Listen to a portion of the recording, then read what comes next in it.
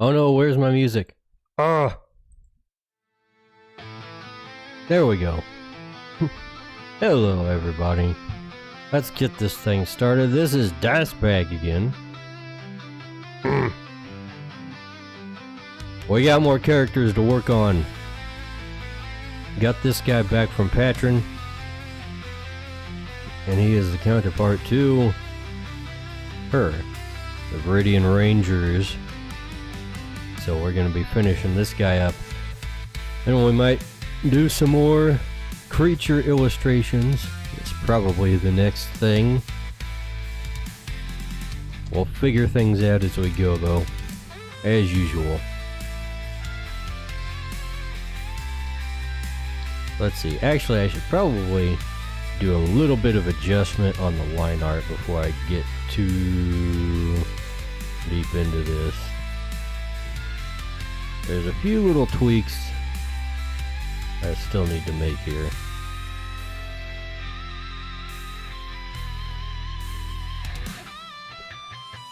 Let's see. That and the foot. The foot, like, right here looks weird. It's like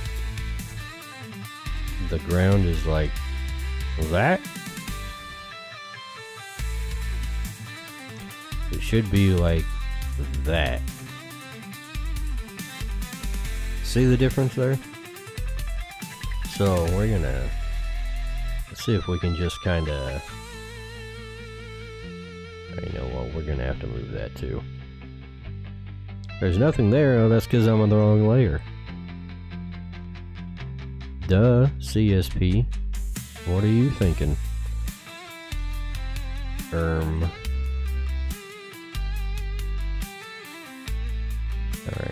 That should be a little better. Yes, Adam that does in fact says, look better. This may be pedantic, but what is stopping creatures with opposable thumbs from using weapons? Welcome, Adam. The thing that stops creatures from using opposable is generally because their natural abilities are going to be better than weapons. So theoretically you could give them a weapon, however, they're probably better off just not. Especially for smaller creatures.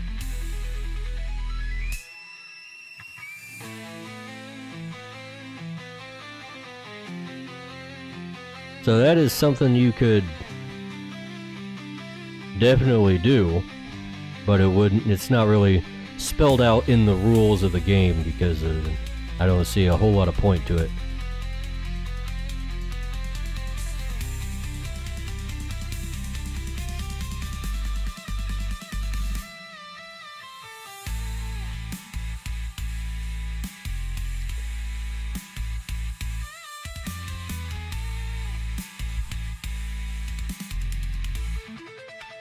Usually, when you've got creatures, like creatures have different stats that they use. They've got their,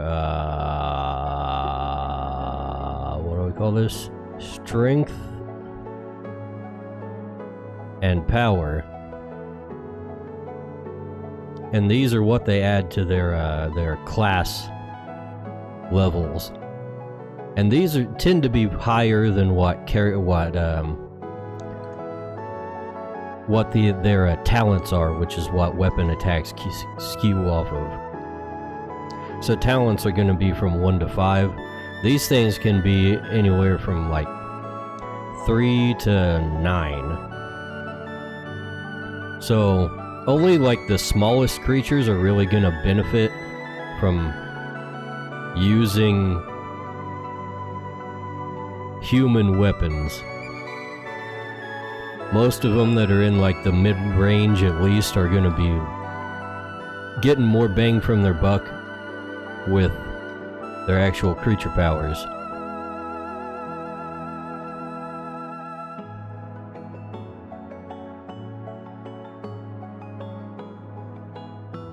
That is a thing I've thought about spelling out more in the rules though, because of like what would you call it, like,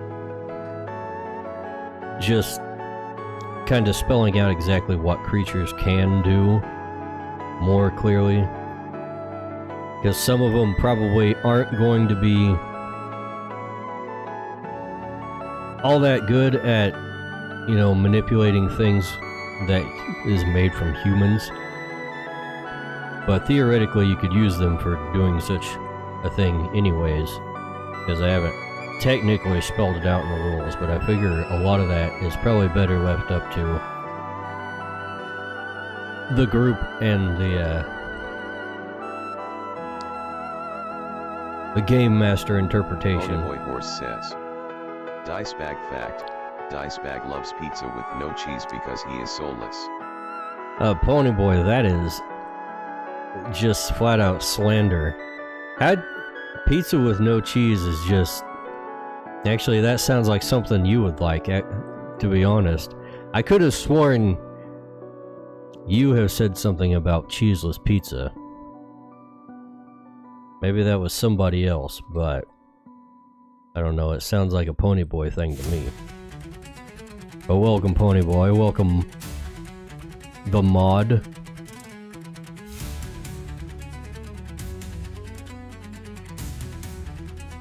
I think we've got... I think this guy's pretty good. I have had upside down pizza but never cheeseless. Upside down pizza? Oh, is that where you put the cheese under the sauce? Because that's also just an abomination. That's might as well just be the same thing.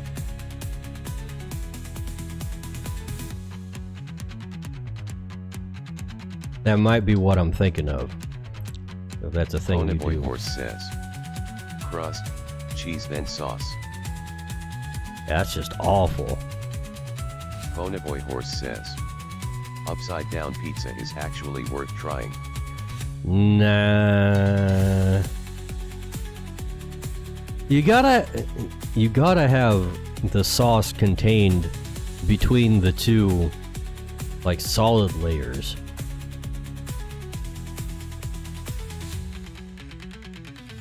It just doesn't make sense otherwise.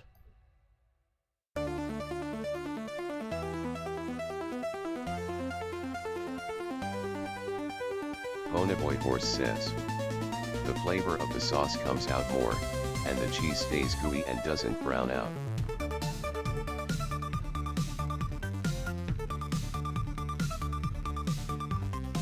Okay, I don't care about the sauce flavor that much. I'm not big on the sauce, personally. And also, I like it when the cheese browns.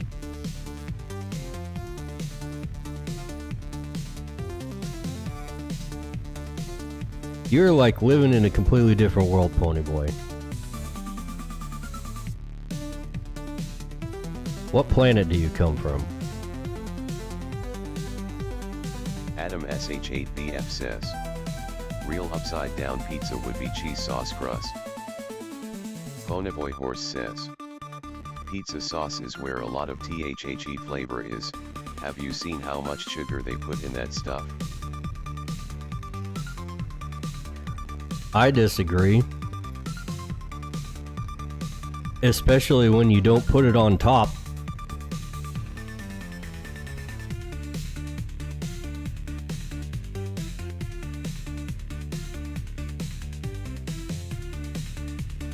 Most of the flavor comes from the toppings if you're doing it right.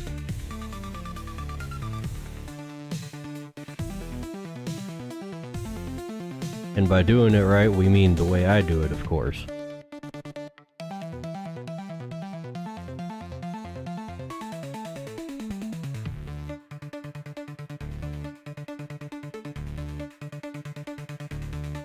Alright, this dude needs some fingies here. Now, speaking of fingies, dice bag injury report. I burned my pinky finger this week. Zero says, pretty good. been suffering trying to track down a Steam Deck. A Steam Deck? Why do you need one of those?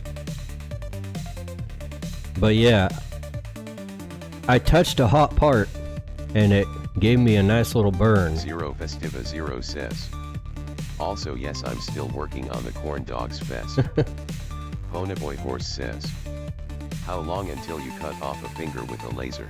I never cut off a finger with the laser. I don't think that's going to be on the table because there's a lot of safety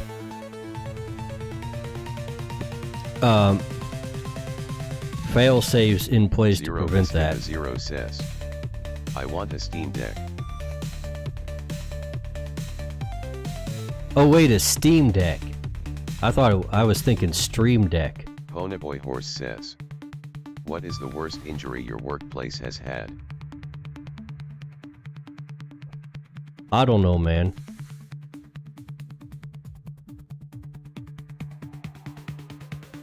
You know, I will say there's been a few fires from the lasers that I had to quickly put out.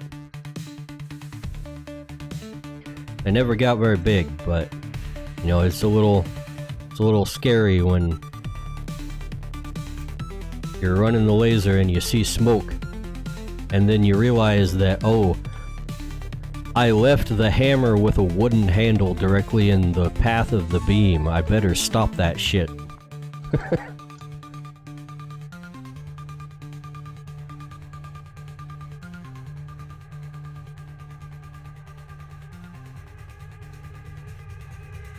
Zero Festiva Zero says. Is impregnation an injury because I'm about to cast it? On him? I hope not. We don't need no impregs around here.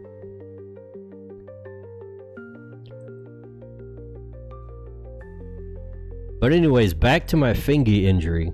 Ponyboy Horse says. I think someone is down bad in the chat.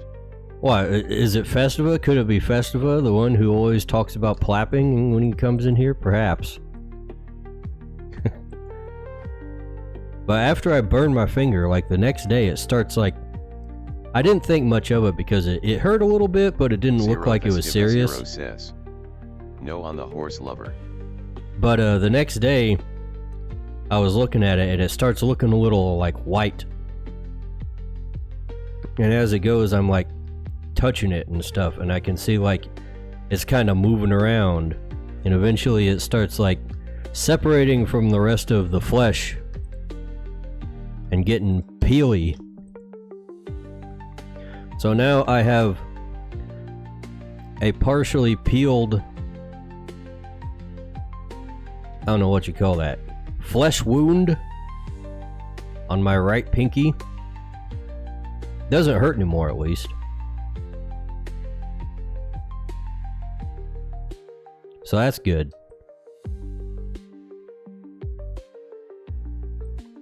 Luckily, all my injuries are just superficial. Well, except for that one time I threw out my shoulder. That lasted a while. Zero Festiva Zero says. Okay, I'm not sticking around for this story. Why not? It's pretty much over.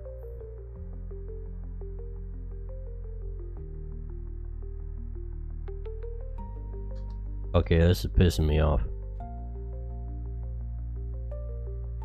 There we go. We gotta get the curve right, gentlemen.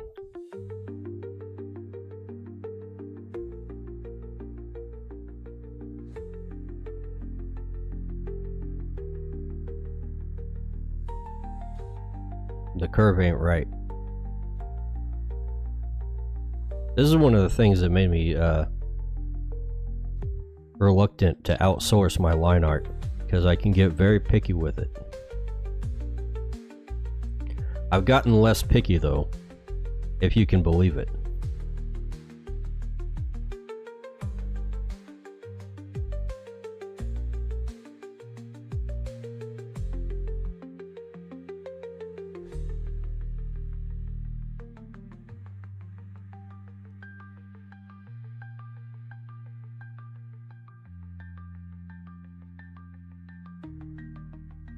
Also, the whole being sick thing was really kicking my butt this week.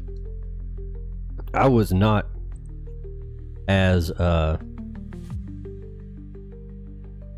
recovered as I thought I was when I was streaming last week.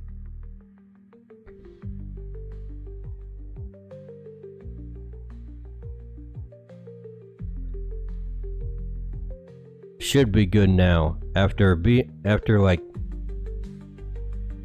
pumping myself full of medicine for like 3 or 4 days. I finally started getting over the like normal aches and pains. Now all that's left is some like stray mucus buildup, which I am managing. So luckily, I'm all good now.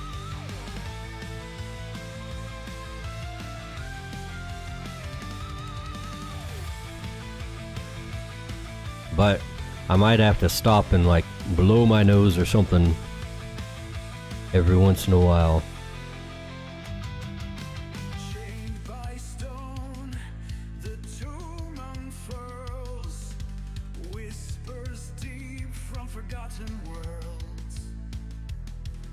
What is going on back here? Oh, I see.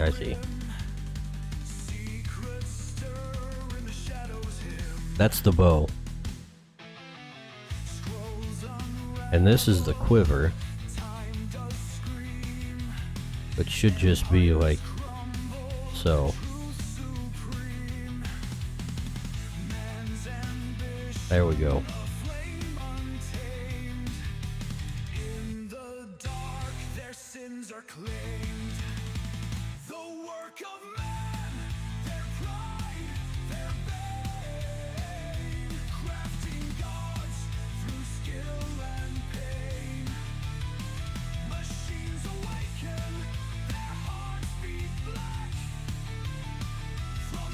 Fortunately, I don't think I got a whole lot of new stuff done this week.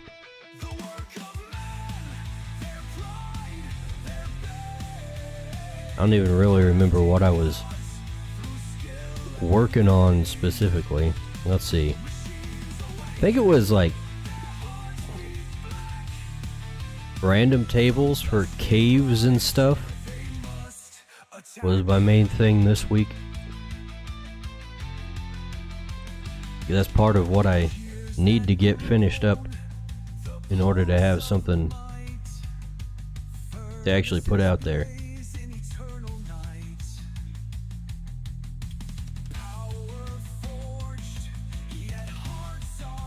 So we got tables for all the caves made up.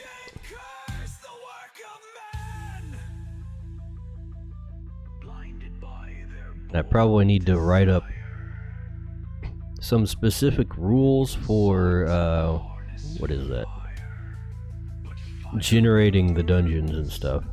It's probably the next best thing to work on. Bonaboy Horse says, I am playing a SWAT game right now and it is the most frustrating thing. Uh-oh. Are you swatting streamers' houses?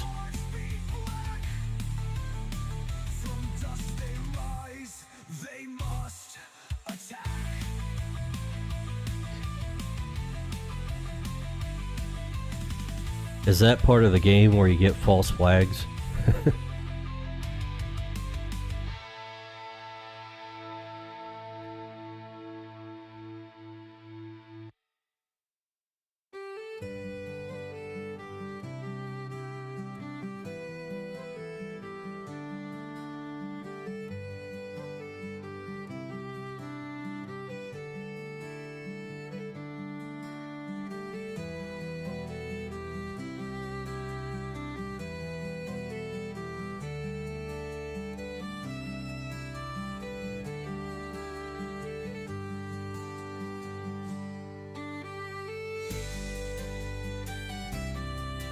Don't leave me hanging now. What's frustrating about the SWAT game?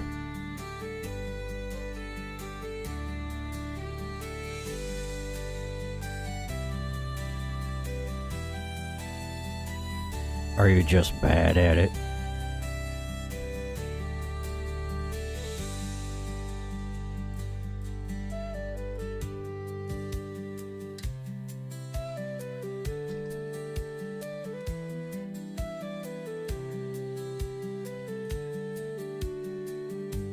I got that whole No Man's Sky update with the space Pokemon. And it's something. The hardest part was trying to remember how to play No Man's Sky. Because that game has a lot going on in it.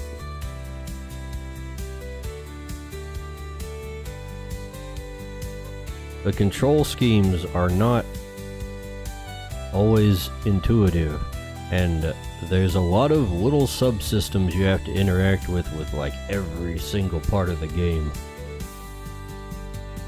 I basically had to reteach myself how to play the entire thing just so I could battle Pokemon in space.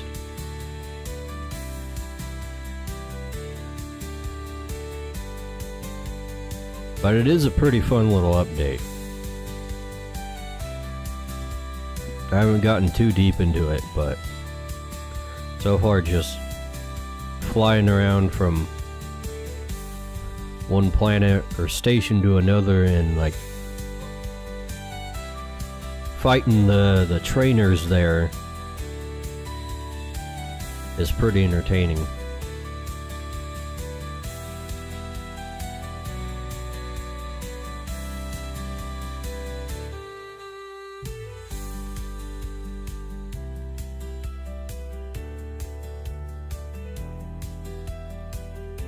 Of course, you end up running into all kinds of other things along the way because the Pokemon is not the main part of the game. I went to go find one dude to challenge, and on the way to the station where he was, I ran into a pirate attack on a freaking frigate caravan. I had to help them out, and let me tell you, the space flight controls in that game are very frustrating.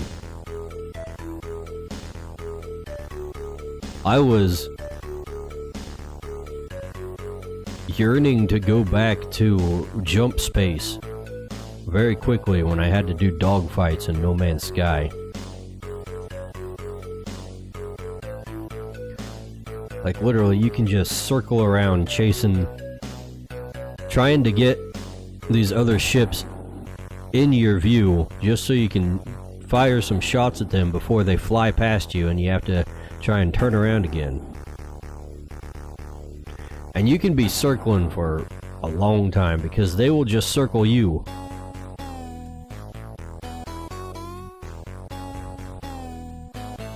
Eventually I figured out if you just go in reverse, it's a lot easier to track them. So just fly backwards. That was the optimal strategy.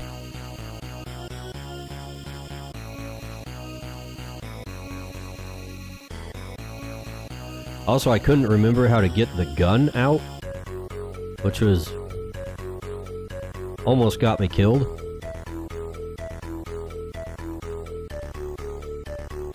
As I got attacked by some sentinels in one place when I was trying to find some better Spacemon.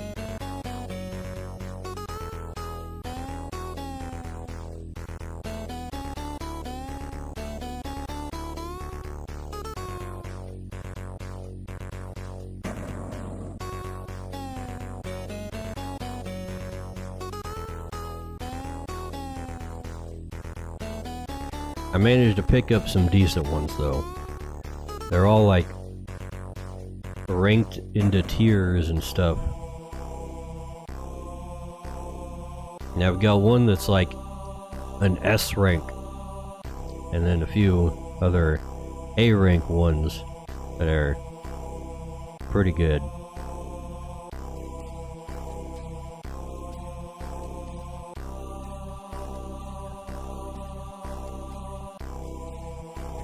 But advancing along it is kind of slow.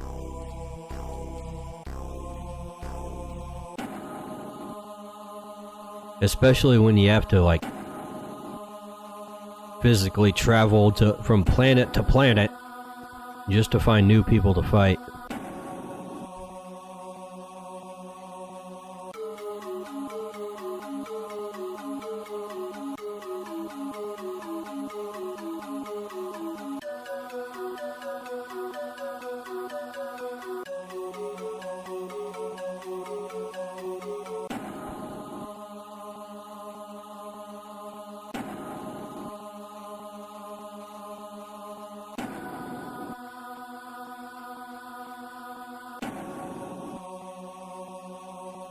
They do the whole, like, rock, paper, scissors style of weakness and resistance advantages and stuff like that. Which is interesting given that it's like a sci-fi thing and they have to make all the types fit sci-fi stuff.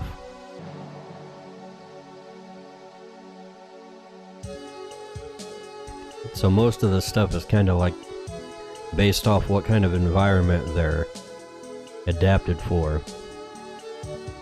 I think I've got like 3 radioactive dudes, a couple anomalous ones. Let's see. I think I only have one that's toxic. They've got like 8 different types.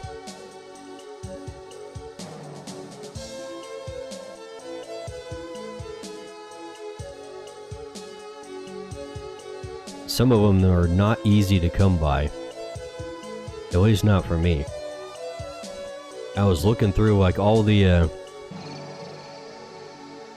different planets and stuff that I'd set up bases on, and it's all like, oh, this is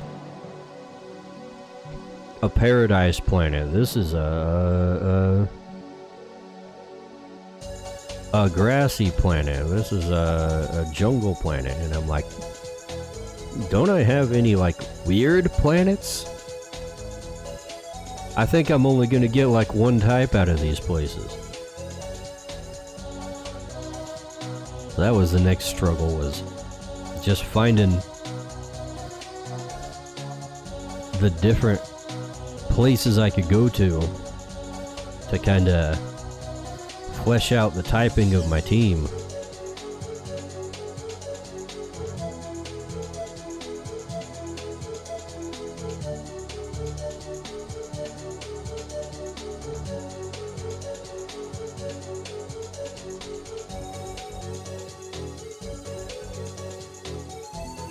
Alright, let's get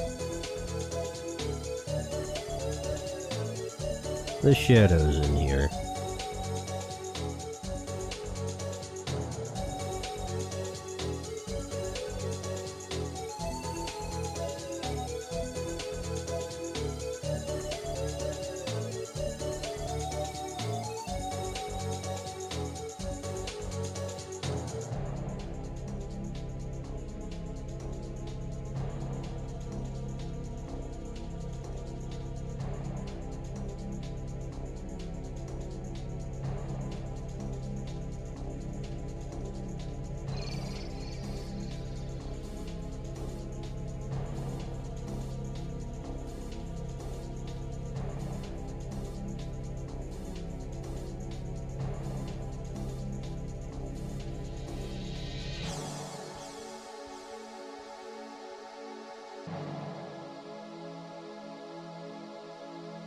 I think after we get this dude done, all we're really gonna need is like a couple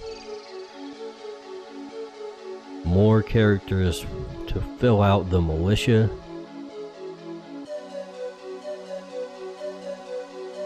And then we'll be done with these like random rabble characters. thankfully. I am getting a little tired of trying to come up with character designs for these things.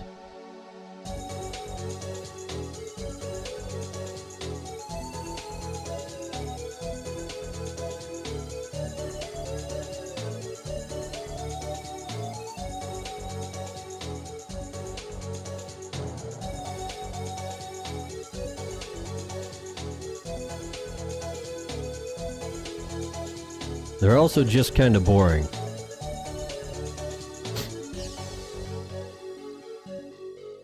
In case y'all couldn't tell.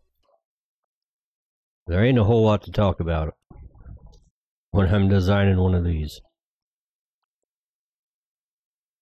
Right, let's color the fingers. Let's color the bow.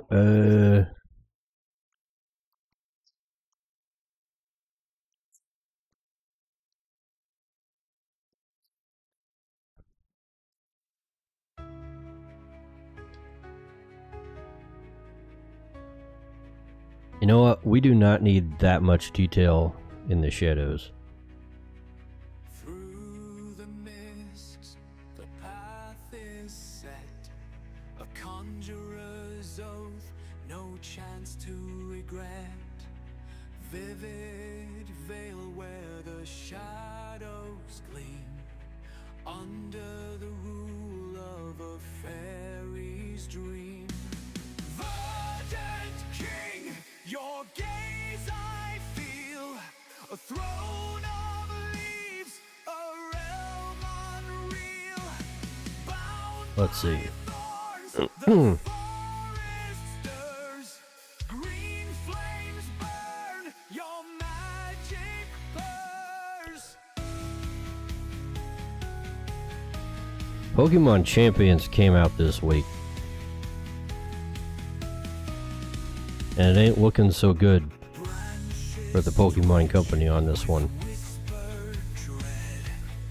Lots of people having complaints because it's a buggy mess.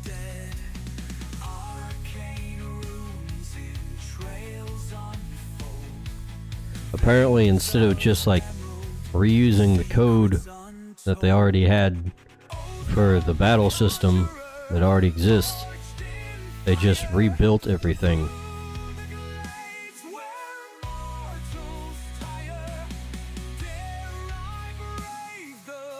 So it's got a whole bunch of bugs that have not been worked out yet.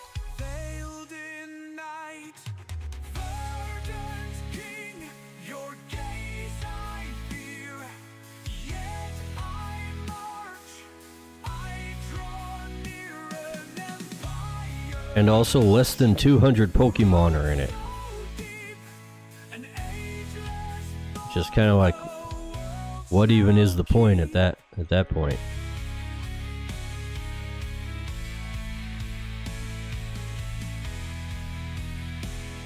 Basically just a battle simulator, but we can't have all the Pokemon. I guess that kind of like throws a wrench into my theory that they're actually just too lazy to like do all the animations needed for all the Pokemon in a single game. But that would mean that they're just deliberately keeping them out for some unknown reason.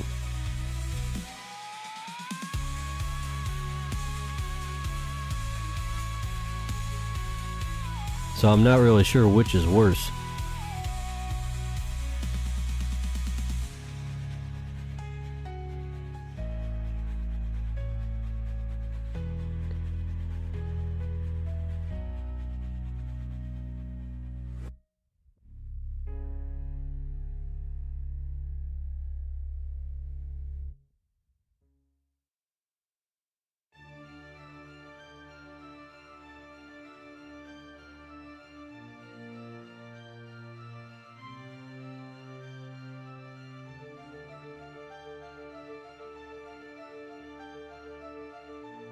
And I guess you could say it's for game balance, but it's also just got like friendly battles that you can do with other players and or just your friends, and it's kind of like why would that be limited? Why wouldn't you be able to pick the rule set you're using? And it also doesn't have 6-on-6 battles. The standard format in every single game, they don't have that.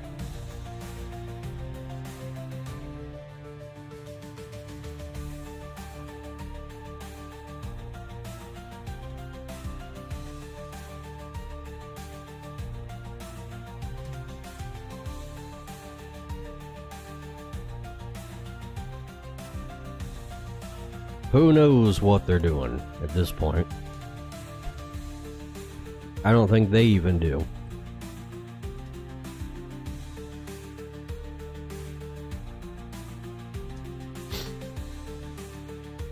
Other than printing money, that seems to be the only thing they're doing, is printing money.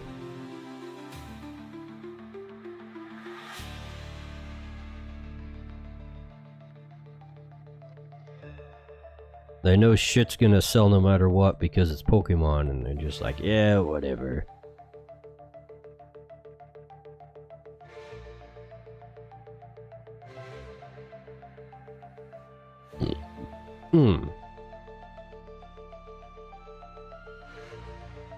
Alright, I think those shadows look pretty good. Now we can do the highlights. The highlights.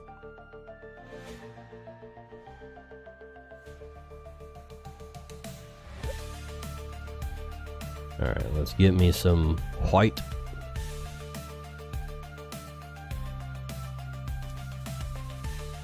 And drop that opacity down there like that.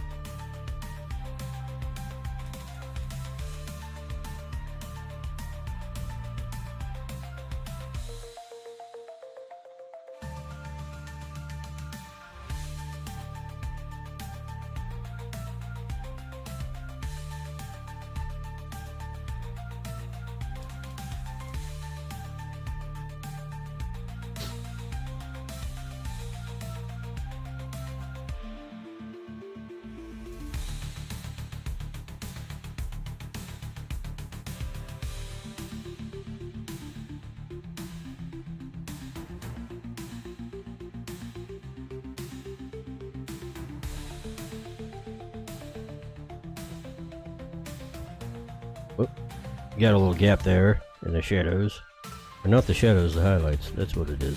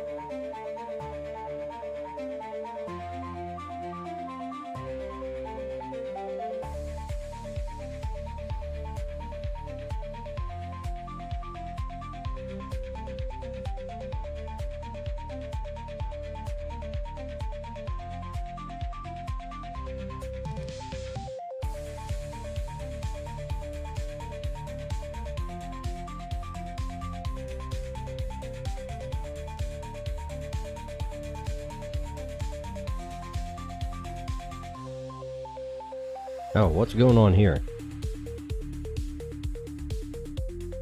I totally forgot to, like, finish this part.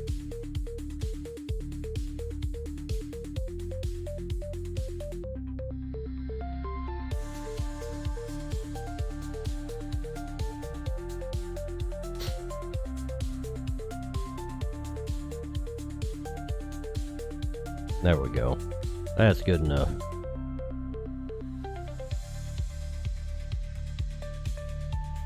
And then we'll put most of this in light.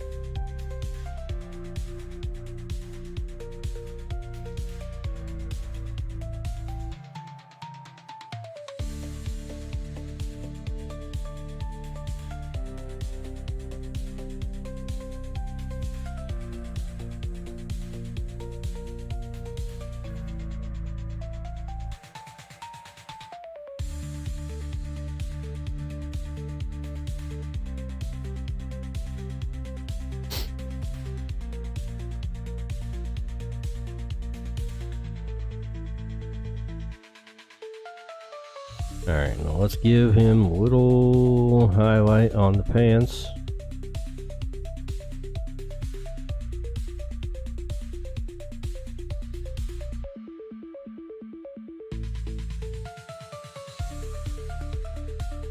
Probably should get some over here too. Also, why isn't this in shadow? There we go. Now it is.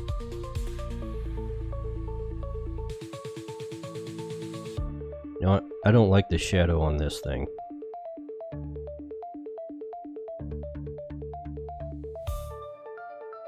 We're gonna simplify that a little bit.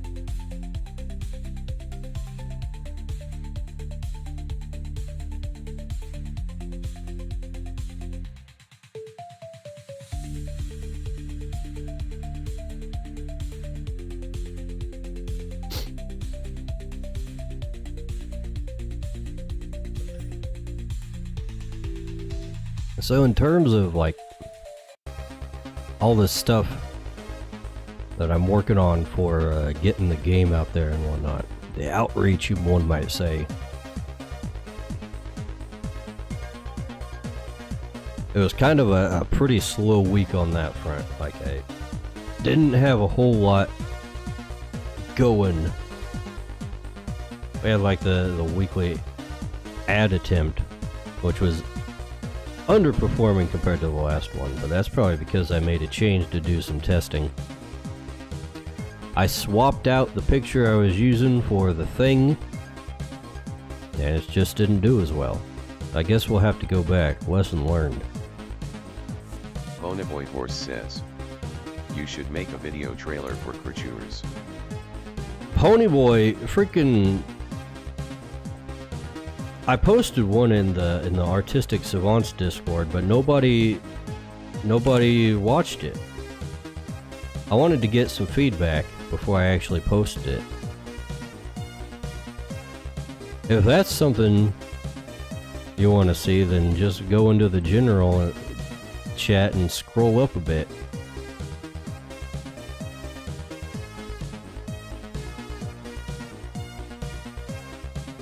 Ponyboy Horse Oh, it was says, from just before you must have been joined. before I was in there. Yeah, it was like right before you joined. Ponyboy Horse says, if you made one you should pin it on Twitter. Well, I didn't want to like put it out there publicly until I got some second opinions. I'm a little self-conscious about it. It's more like theatrical than the stuff I usually put out.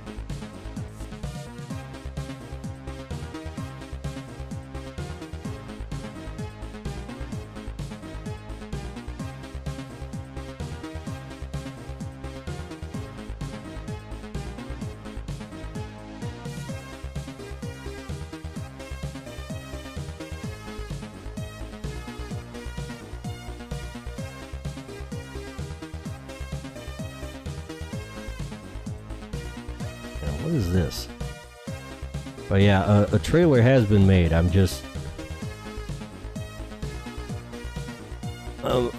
self-conscious. I'm a little baby who doesn't want to show the world his work.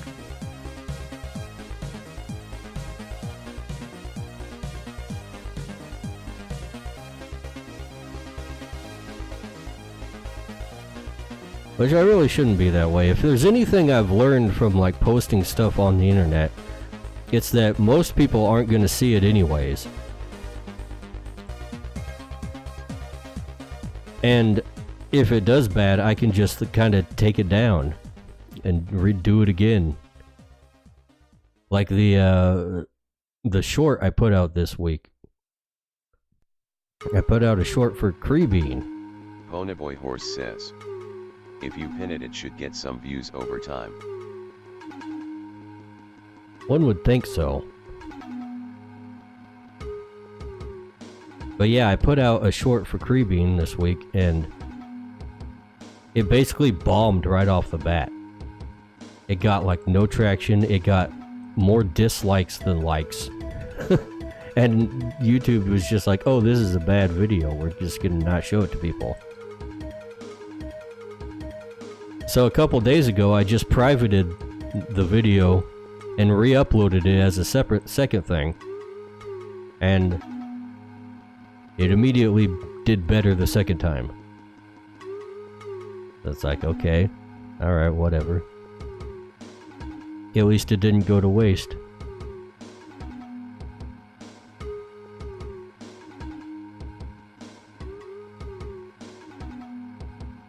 Secret strategy: if at first you don't succeed, just re-upload it. Especially if it's a format that's worked before. Almost all those shorts get like over 1,000 views at least. This thing stopped like around 300. I think the new one is sitting around at like 600 right now, after a couple days. Still not as good as most of the others, but better than the first try.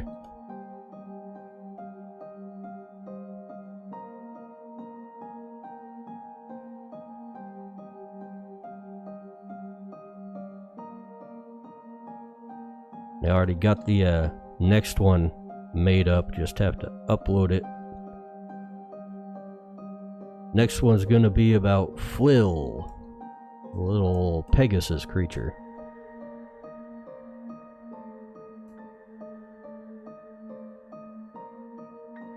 Hopefully that one does well since it's cute.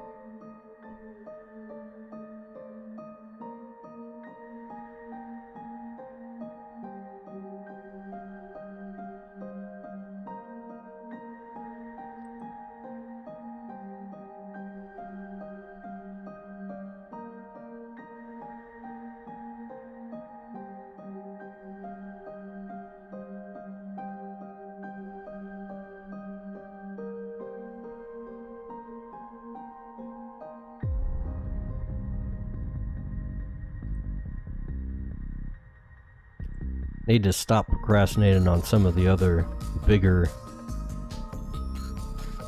videos I'm working on too. Actually, do I even have the artwork for those yet? I feel like I haven't really done much for them, and that was what was holding me back in the first place. I might have to rectify that today after we finish this guy.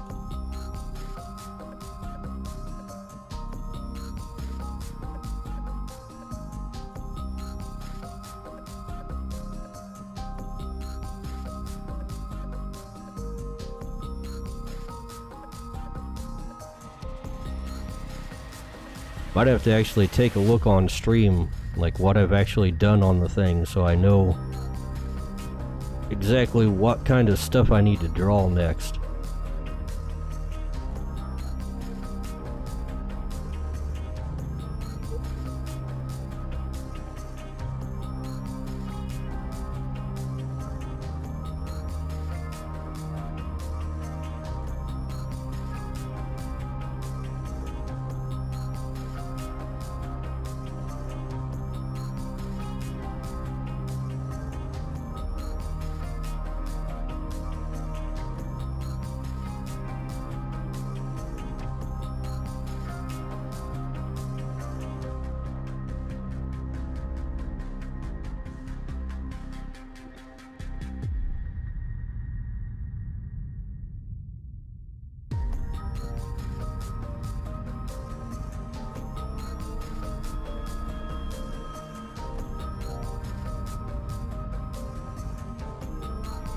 I've been trying to take more like physical notes about things that I want to do or try to remember to. Like right now I have 2 sticky notes at the top of my screen just to remind myself of things that happened throughout the week that I might be able to talk about.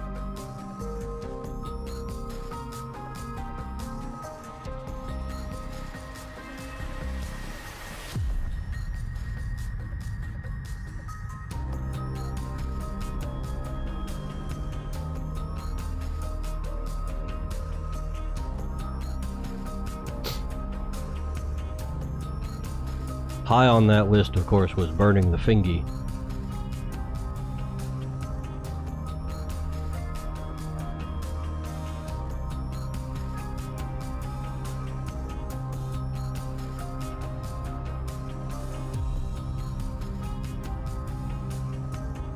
Let's see. I think we might be done with the highlights for this guy. That means we can move on to the face. Alright. What have we got here?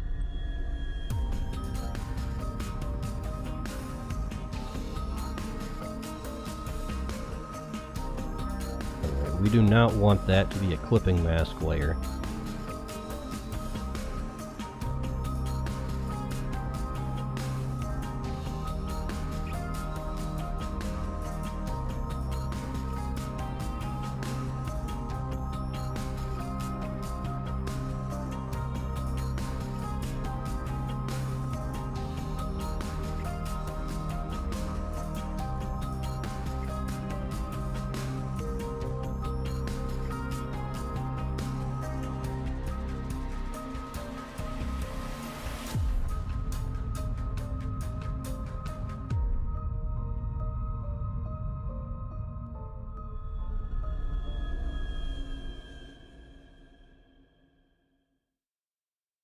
I saw that the Chinese government had their freaking big supercomputer with all the government data hacked this week.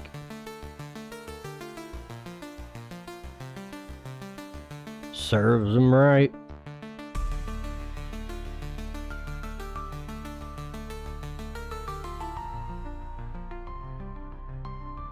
Wonder who is actually behind it though.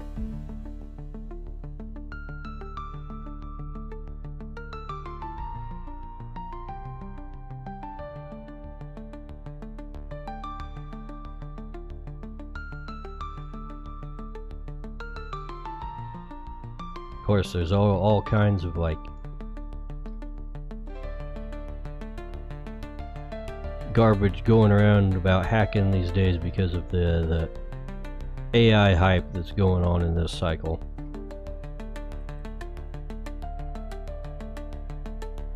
Everything right now is, oh, AI is finding so many vulnerabilities.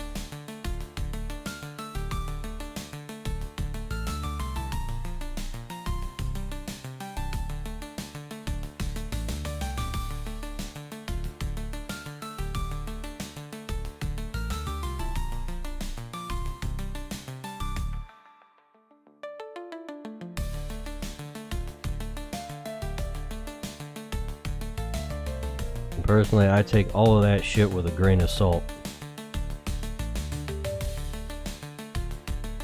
I tend to be of the opinion that a lot of these things are overhyped.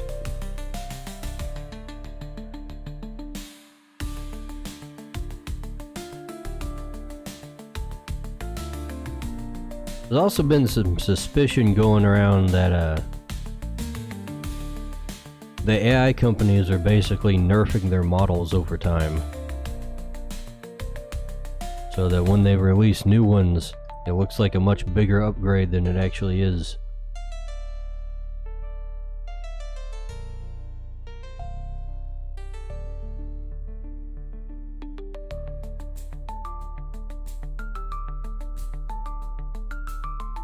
Would not put it past them.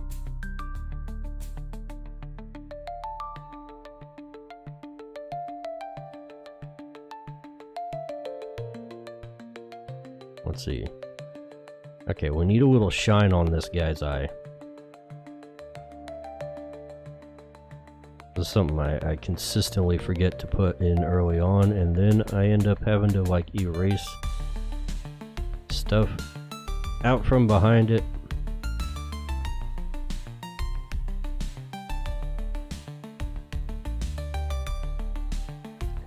When will I learn my lesson? Perhaps never. We'll find out.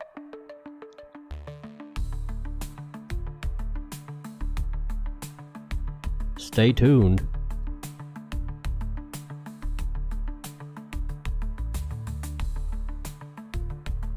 Alright, let's see. Let's soften the edges on these a little bit.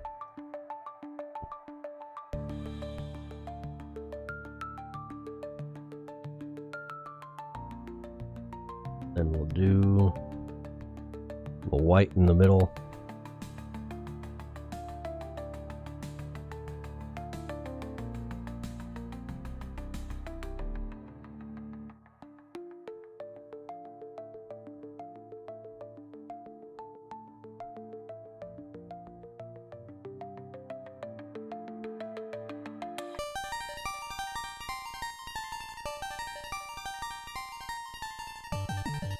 You know what, now that I'm looking at this thing, I think his arm needs to be a tad thicker. Specifically his forearm here.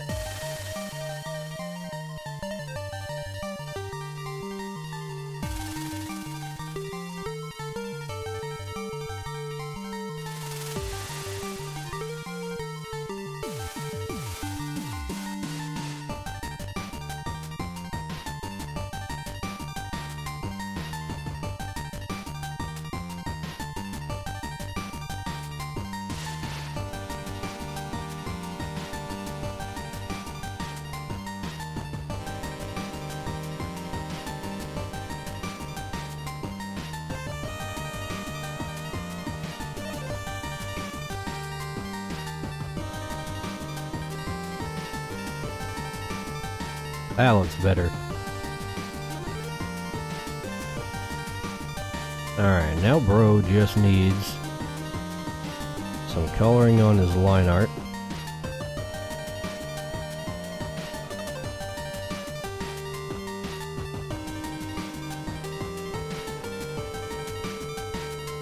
I'm also noticing that this chick did not have...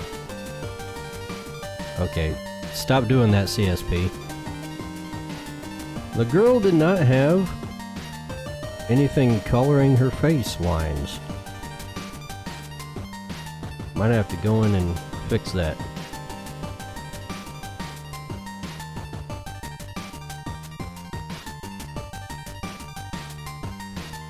Alright, I think that's looking pretty good.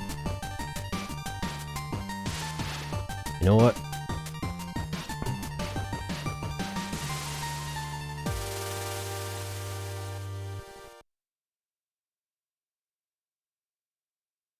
Let's soften this up a little bit.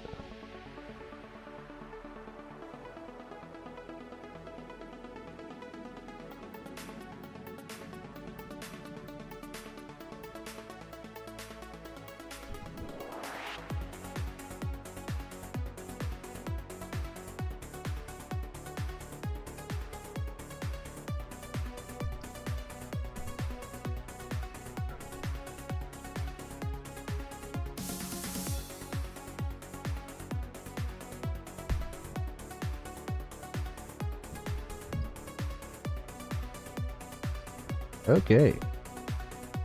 Bro is ready, I think.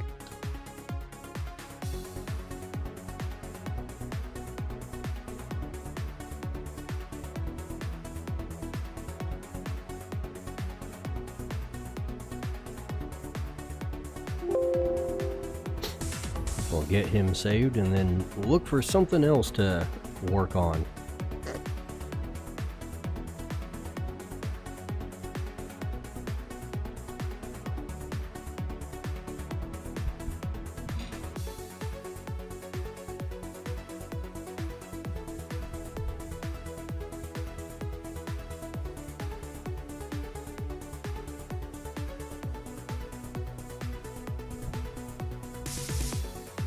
Now, I thought ahead this time, and I went and opened up the database before stream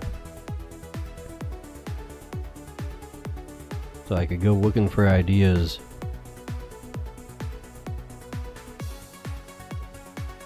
Without having to hunt down all the websites.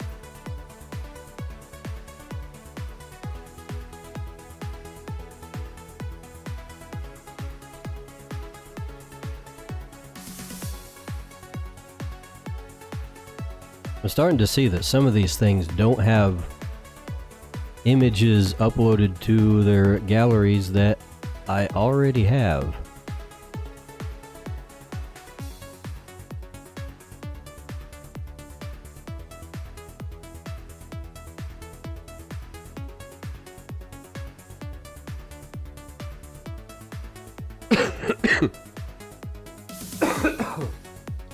Excuse me. All right.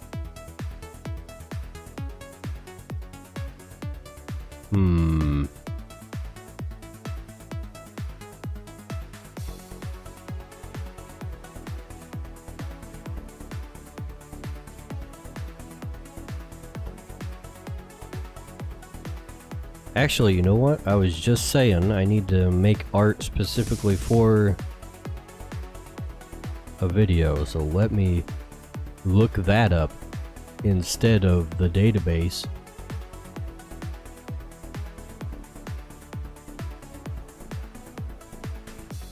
Let's see. Where is Ponyboy Magic Horse of says, Creature?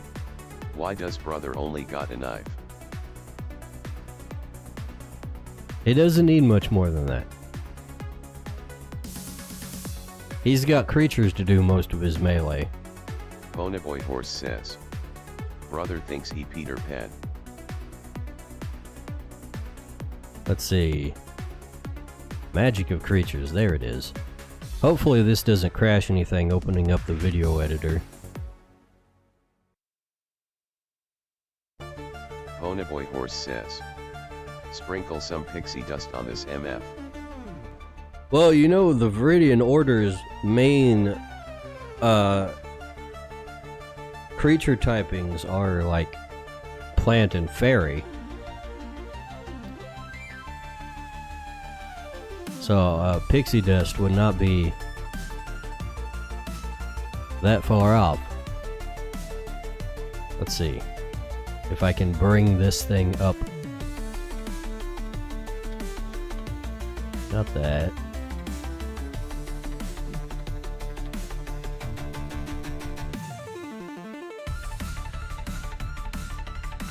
Ponyboy Horse Let's get a says, window capture in this here. man is the guardian of Neverland.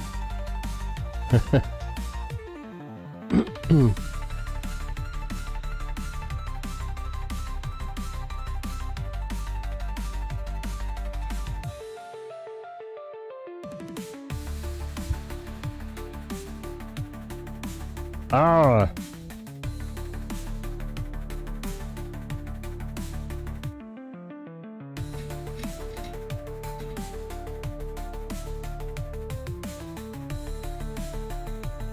Get it behind me.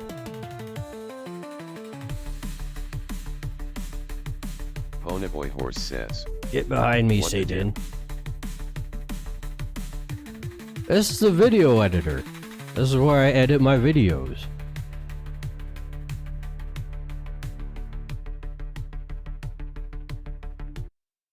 Alright, I need to go through this and like take note of where I have gaps.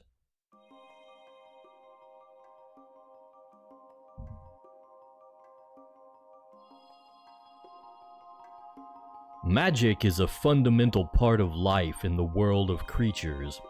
Without it, humans would stand no chance against a wilderness where magical beasts lurk around every corner. Magic is what makes civilization possible, giving humans a means to defend their borders and keep the dangers of the wild. Oh, you can't even see the build, plan, the preview on here. harvest, and create Look at you in doing relative voiceover. safety. Ponyboy Horse says, While Our magic dice draws bag on is growing up. forces Wait, I do voiceovers for all the videos I make. from 16 different types. Okay, types. Humans wield them with 3 distinct methods. That's probably not something I need conjuring, specific art for. enchanting, and channeling. Here we go into conjuring. Is the most powerful and most foundational form. This pisses me off that it's not capturing the preview.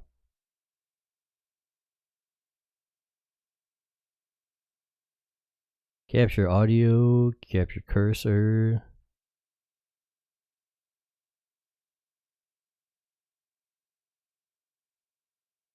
Oh wait. Form of magic. There we To the go. layman, conjuring is simply the ability to capture creatures and binding crystals, and then summon them to do your bidding. Actual creature conjurers know that there is much more to it, however, as mastering conjuring requires a deep connection to the astral plane in order to wield effectively. When a conjurer binds a creature, its physical essence is absorbed by the crystal itself, but the spirit of the creature is bound to the conjurer through the astral plane. Here, the creature's spirit resides in what's known as an astral pocket, a personal demiplane that's unique to each individual. Normally, the astral pocket is only accessible to a person while sleeping. Looks as like their there's a dreams gap in the play out astral in the pocket spiritual section that dimension. I'm gonna need to fill. A conjurer, Boy Horse however, says, must be able to it interact again with with their more emotion creatures this in this time. state in order to train, attune, and heal them.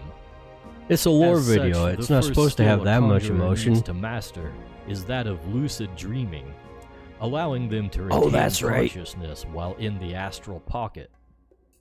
They must also learn how to enter their astral pocket while still conscious through special meditation techniques.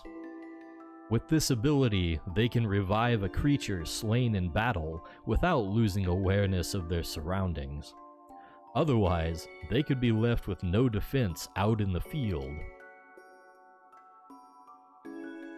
Not everyone who owns We got a another bound one coming creature up has here. these skills, but in colloquial terms, they are all referred to as conjurers. In civilized lands, about a fifth of humans fall into this category, but true conjurers who have mastered the astral plane, whether through training or a natural gift, only make up about half of that. The essence of creatures is a powerful substance in and of itself, and enchanting is the form of magic that puts it to use. Enchanters are craftsmen who can work creature essence into the items they create, molding them on a metaphysical level to imbue their works with magic power. Much like with conjuring, an enchanter must tap into the astral plane through a meditative state, where they shape the essence into the desired effect. Creatures can aid in this process as well. There's something going on with the essence audio into the here. desired effect. Astral plane through a meditative state, where they shape the essence into the desired effect. Creatures can aid in this process as well. I don't know if you're hearing that, but I'm contributing some hearing of like their this own faint power to clicking in the fuel background creation of the enchantment. of that So section. most enchanters are also creature conjurers themselves. Probably not a big deal. Being a conjurer is not a requirement, however, as the essence of slain creatures can be harvested to use in enchanting. Although this can be expensive Horse as says, physical creature I essence do not hear is in clicks, short but supply. I don't hear as well. Even conjurers Yeah, it may was need pretty to use faint. harvested essence at times if they intend to create Probably do something not that need to requires a type re-record their that own part. creatures can't provide.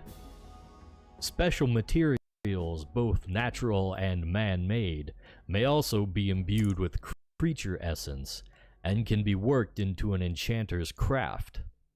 Whether it's a special alloy made in a blacksmith's furnace or lumber from a tree fertilized by essence, these materials have a number of latent properties that can make an enchanter's job easier and create powerful combinations of effects that would otherwise be too difficult to craft. To wield magic that directly affects the world, channeling is employed to direct a person's force of will through a magic implement. Unlike the previous forms of magic, channeling is quite accessible, as it requires only a strong will, the proper tool, and a basic understanding of how it works. In its most basic form, a person can wield implements such as wands, staves, or orbs to channel simple bursts of force as a weapon. More advanced tools exist as well, and are often created by enchanters of various disciplines. These may contain specialized spells that a channeler can tap into for any number of effects, ranging from repairing objects or healing injuries to dissolving stone or inverting gravity. Some lingering spells may require an additional expenditure of essence to fuel their magic, but otherwise they only need a strong dose of focus and willpower, which can be mentally taxing with repeated use. With the power of magic at their disposal, conjurers have brought safety and prosperity to small pockets of this accursed world. Will you join them and defend the settled lands from the surrounding darkness? Or will you strike out to carve your own domains into the blasted wilderness? Whatever path you choose, be well, conjurer, and may you walk the waking dream.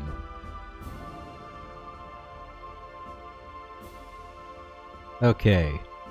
Ponyboy Horse says, don't you know the YouTube lore videos meta? They have to be YouTube shorts and also contain inaccurate information. I have Ponyboy Horse never says, watched also a clickbait headline. a lore video in shorts form. Like, the whole point of lore videos, as far as I'm concerned, is to take up a lot of time and very little attention.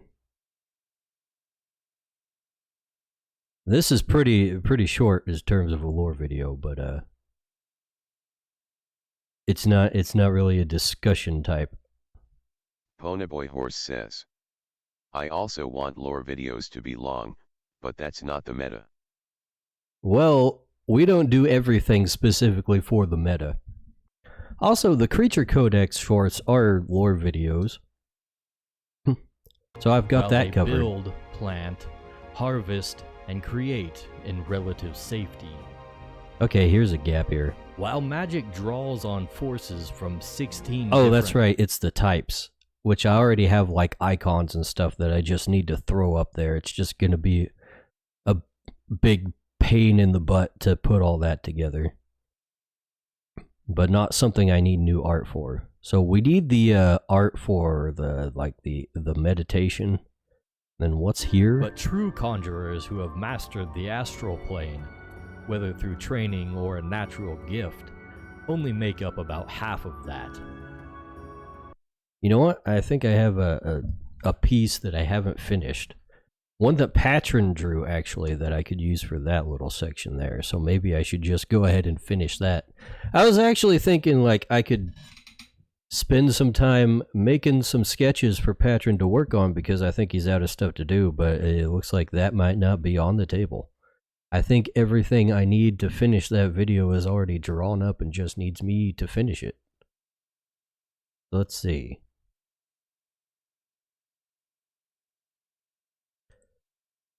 Let's put the music back on here. Let's see, where is it? Oh, yeah, this one. This one.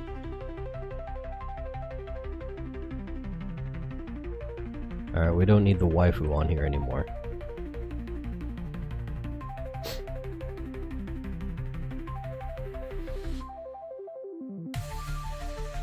Alright, so here's the meditation one.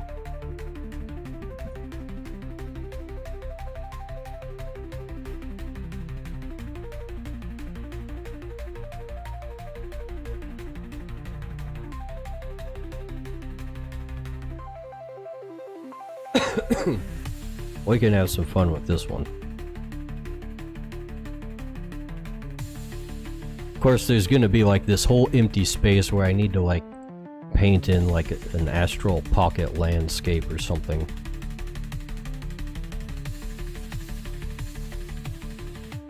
But that can be dealt with when we get to it. Let's see, where is a reference for this guy?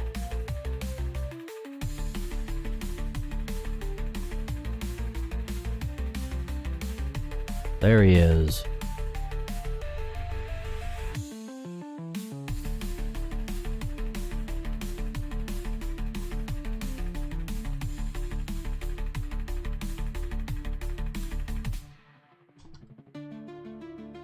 Oh no, wait.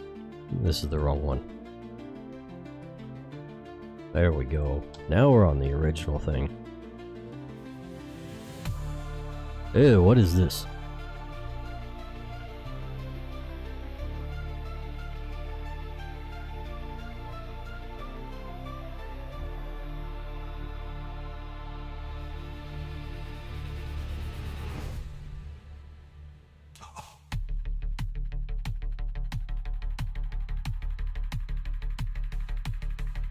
Gotta do a little bit of tweaking, it looks like.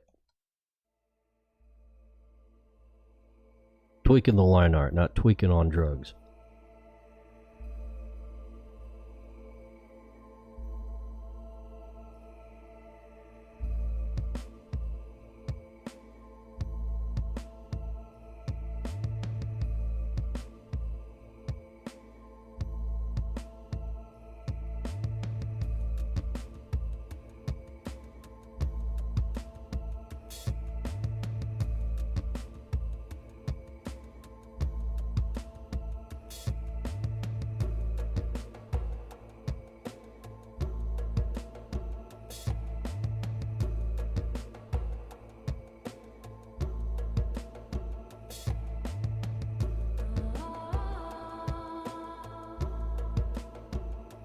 Alright. I think the rest of it is probably pretty good.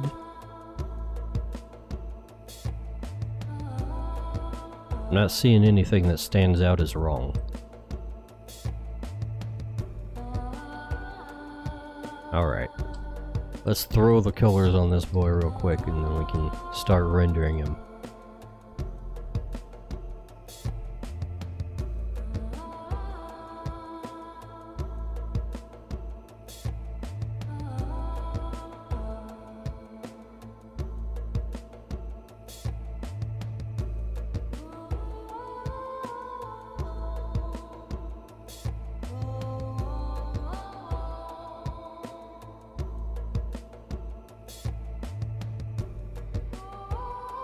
Ponyboy Horse says, how is their armor green? Their armor is green because it's made out of special materials. Specifically, wilder steel.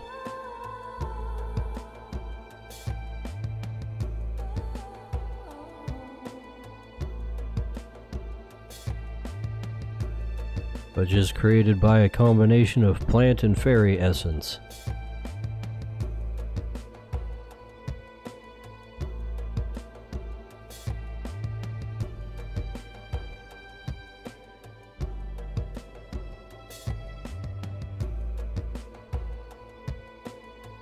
Ponyboy Horse says, you know, this guy must not fight much since his armor is so pristine. It just keeps it in good shape.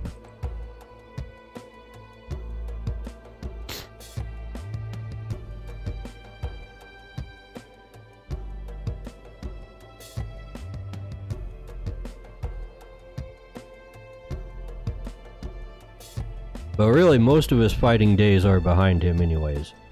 He is currently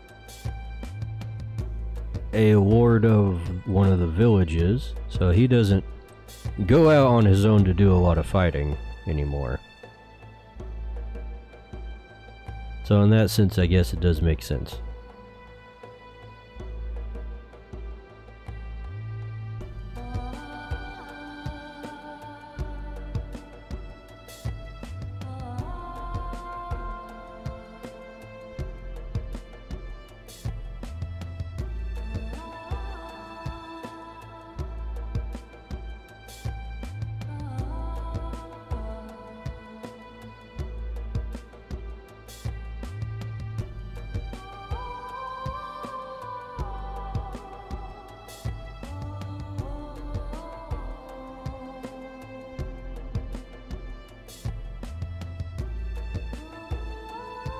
Let's see, what have I done? Okay, we just use a... Actually, I just think I used the color of the line art for the holes in the helmet.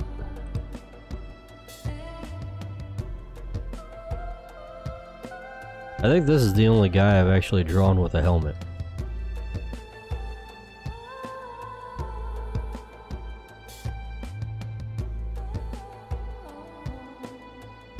Well, except for, like, bad guys.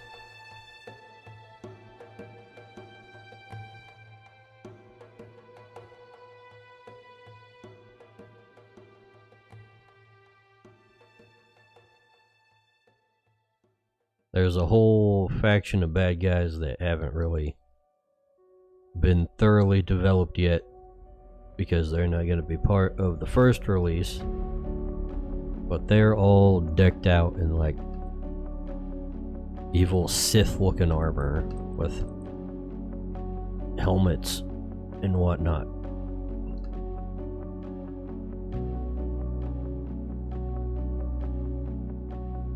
Alright.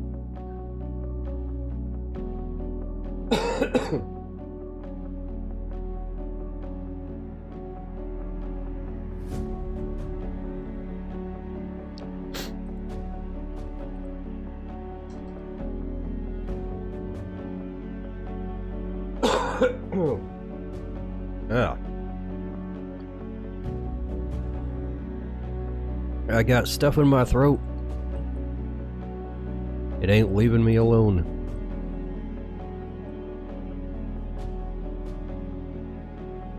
Okay, let's start with the shadows. We'll see where this takes us. I'm not entirely sure how I want the lighting to be. I kind of feel like it should be like kind of coming from the front, just to kind of emphasize the like meditation aspect. So like just like this entire front of him will almost be like it's glowing.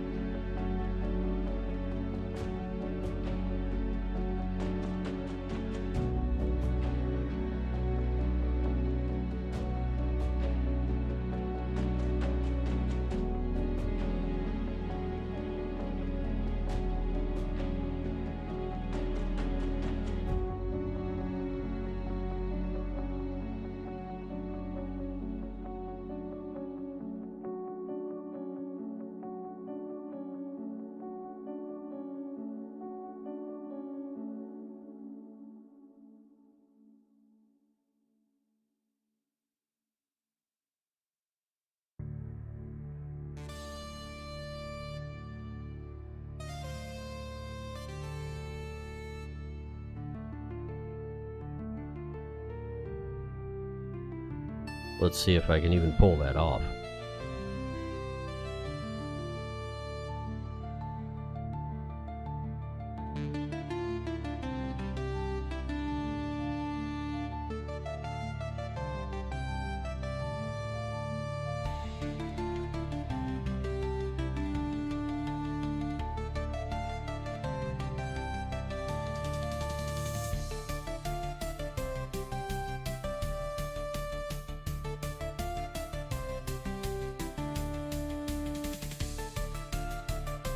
Maybe I should just kind of do a very rough placement of shadows and then kind of fix it after that.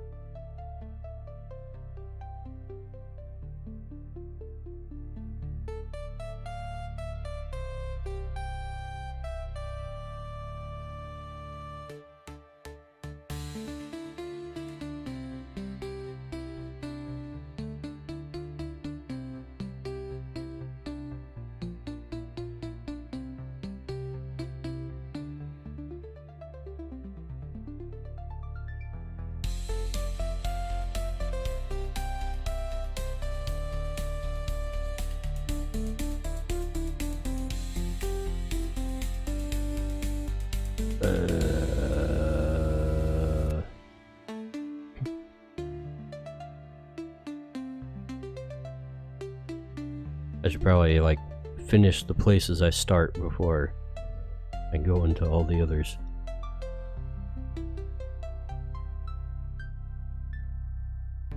Whoops, not the entire face.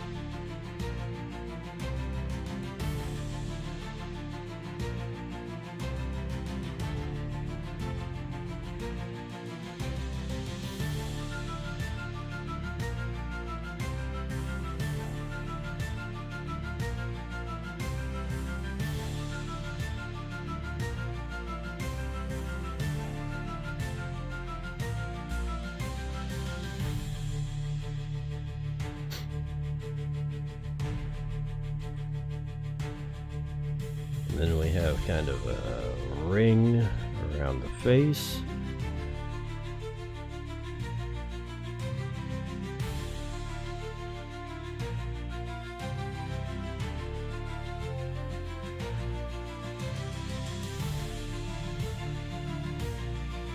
Frivolous on Lukerjan X says, best viewers stream book. Comes Best block one viewers? N.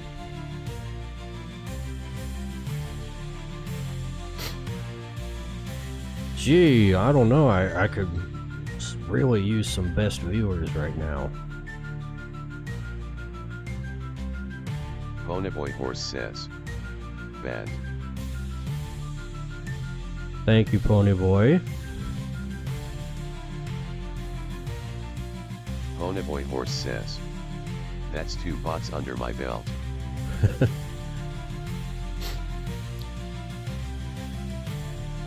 I can't believe you banned best viewers. What kind of mod are you? Ponyboy Horse says, wouldn't it be funny if the next time I just pin the message? I mean, I Ponyboy don't Horse think it would says, serve much of a purpose. you are stuck with me.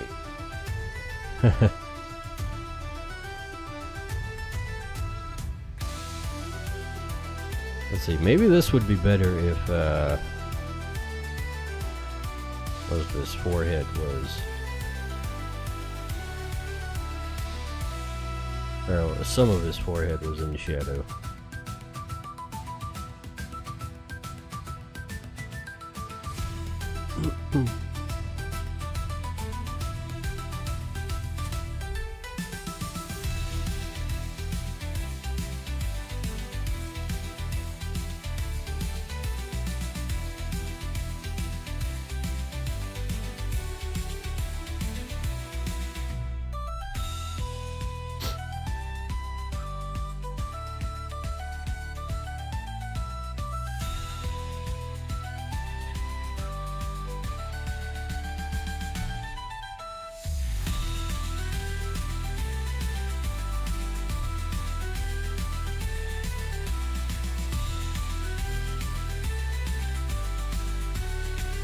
Ponyboy Horse says, I am surprised Twitch still has such a bot problem. You'd think they could, like, do something about that, right? They literally come in here and post, like, the exact same things every single time. Ponyboy Horse says, you would think they would automatically flag the phrases they always use. Yeah, exactly. What's the point of having auto mod if it can't even do that? Just to catch naughty words? I guess.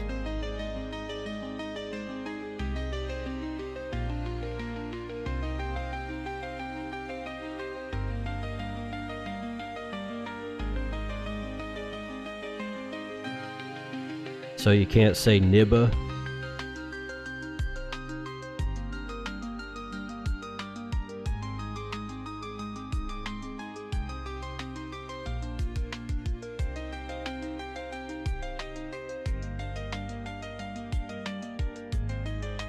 Ponyboy Horse says, I know someone who uses the word viewers in Automat to filter bots.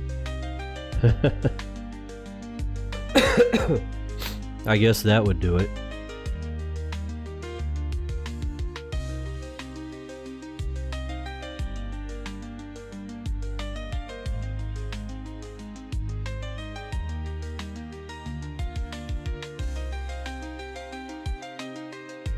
There's never any end to Ponyboy him Horse either. says, viewers isn't typically a word people use anyways.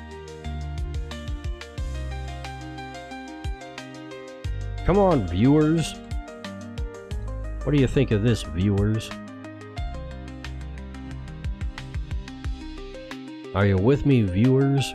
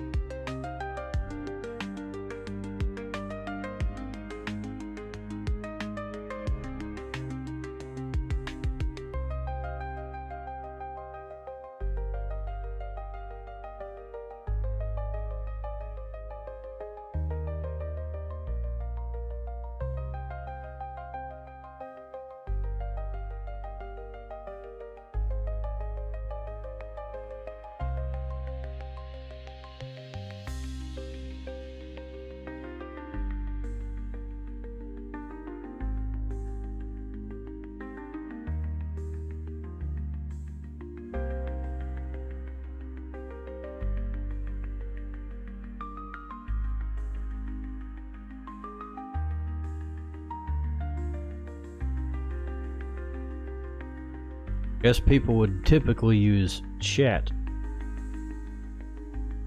in that sense.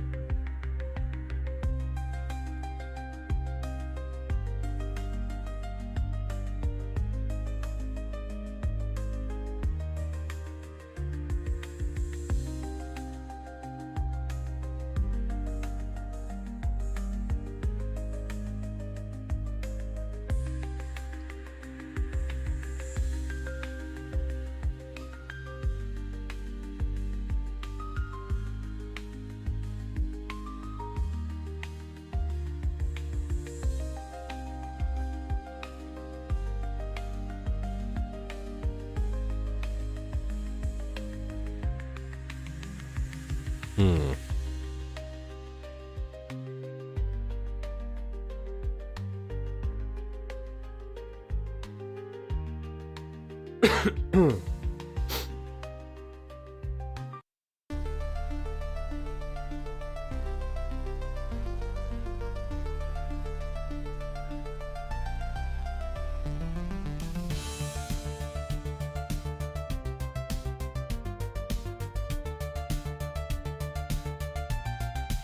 You know what, since dice bag injury reports are becoming a regular thing, here's another one.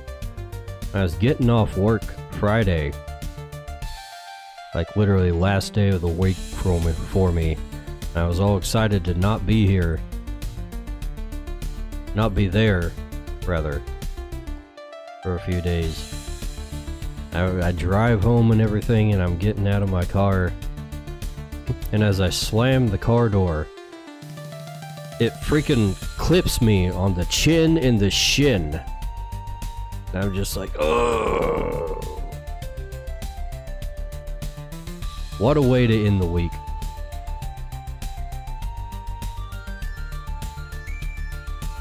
Literally, like, can something go wrong this week?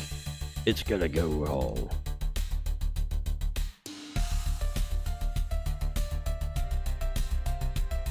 Ponyboy Horse says, that sounds so painful. Luckily, it just like barely scraped me, so it wasn't too bad, but man.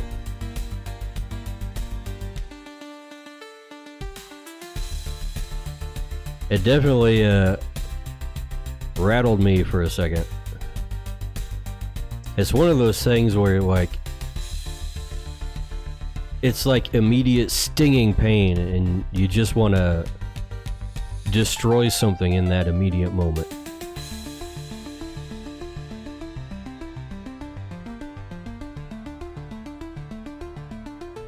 I kept my calm about it. I was zen. I did not break anything.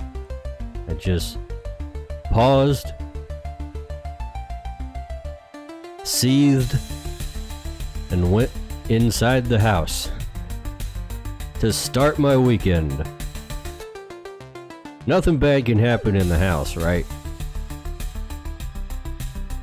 Now would be a good time for me to follow it up with something that did happen in the house. However, nothing actually bad. I followed that up, so that was literally like the last bad thing to happen this week.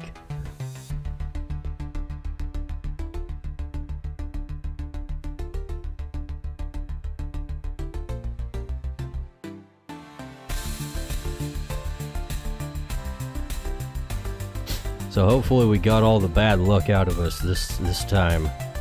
And next week can be some smooth sailing. That's how it works, right?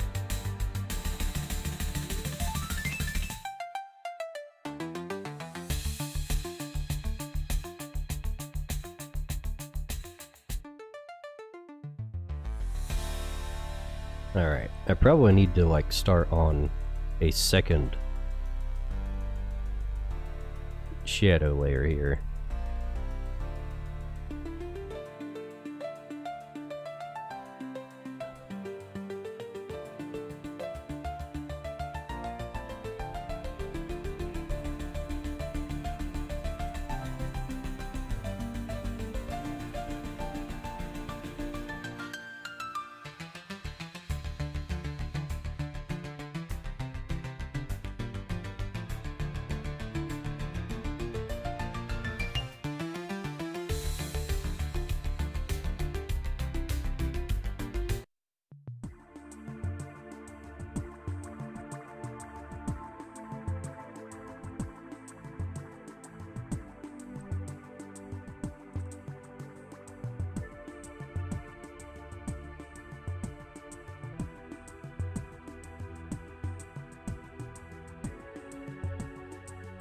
Okay, now this isn't an injury, but it is something stupid that's been happening, I've been noticing.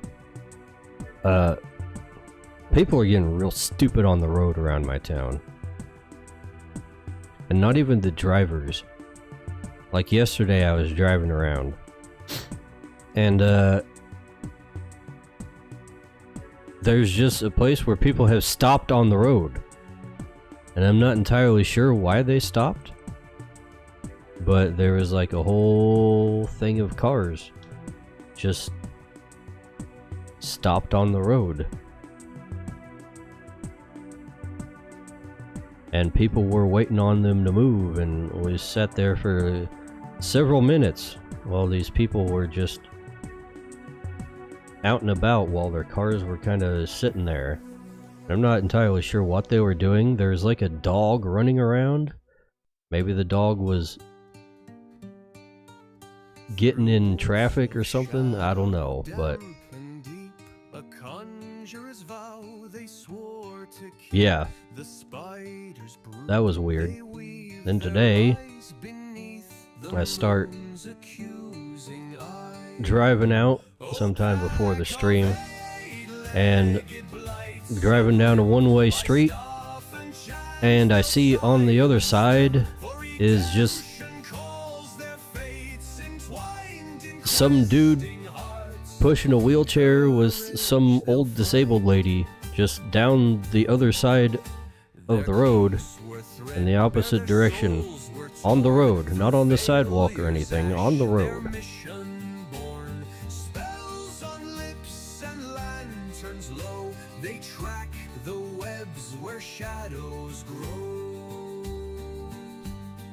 Mandibles clicking, the nests they grow. Not sure what's in the water or the air right now, but Some people need to stop drinking or breathing,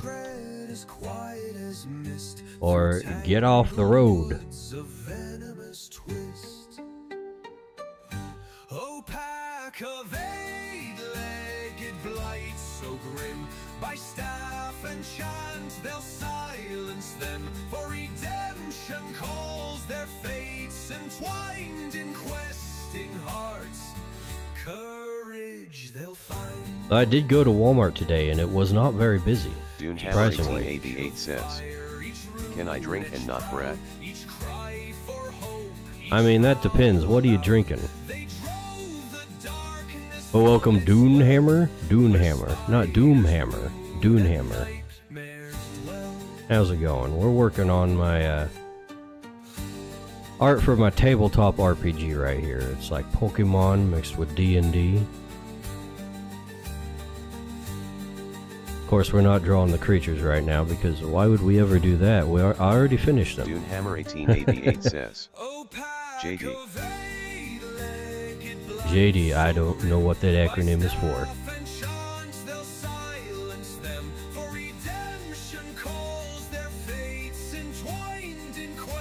Is this a zoomerism? Is this an emoji I am not familiar with? Or an emoticon? I guess it would be an emoticon.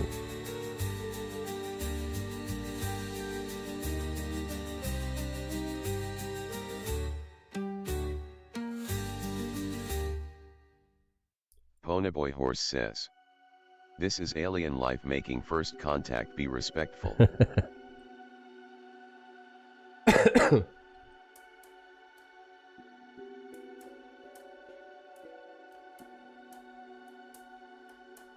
I sure hope not. Last thing I need right now is aliens.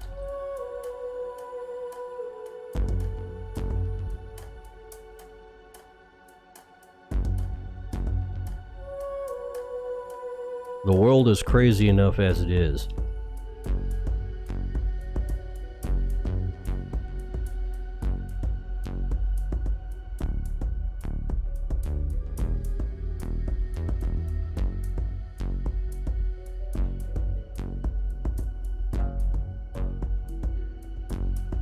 But Doonhammer, if you want to drink and not breathe, just make sure you're not drinking the water in my town, because I think that might be where the problem is.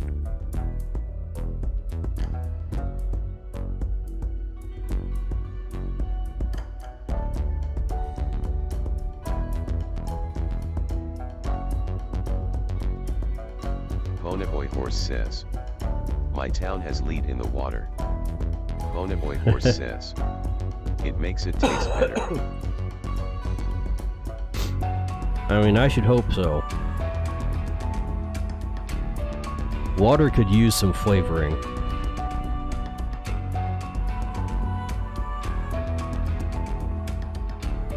Gotta get you some of that spicy water.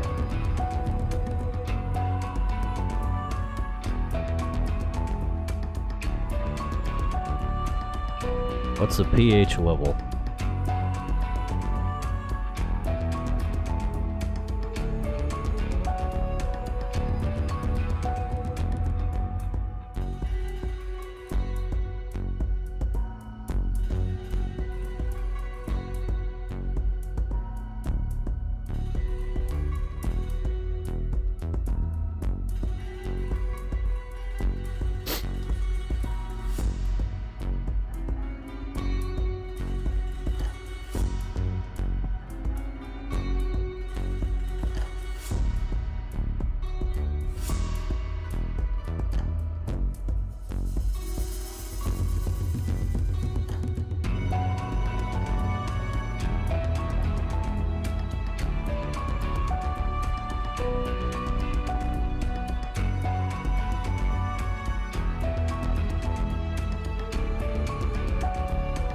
Alright, let's see, where do we need more darkness at?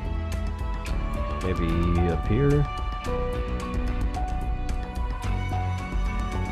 Probably around the edges here.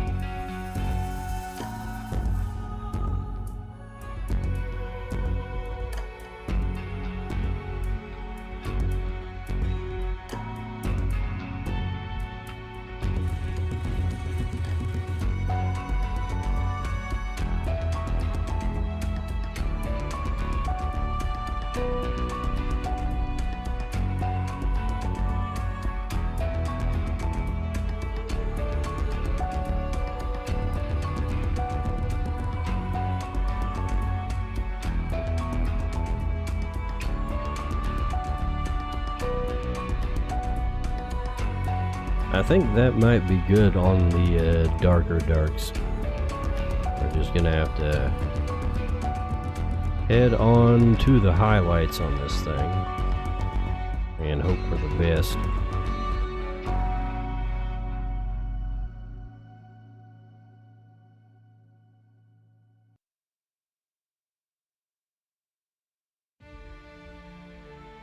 Now, where is a man supposed to put the highlights on the breastplate?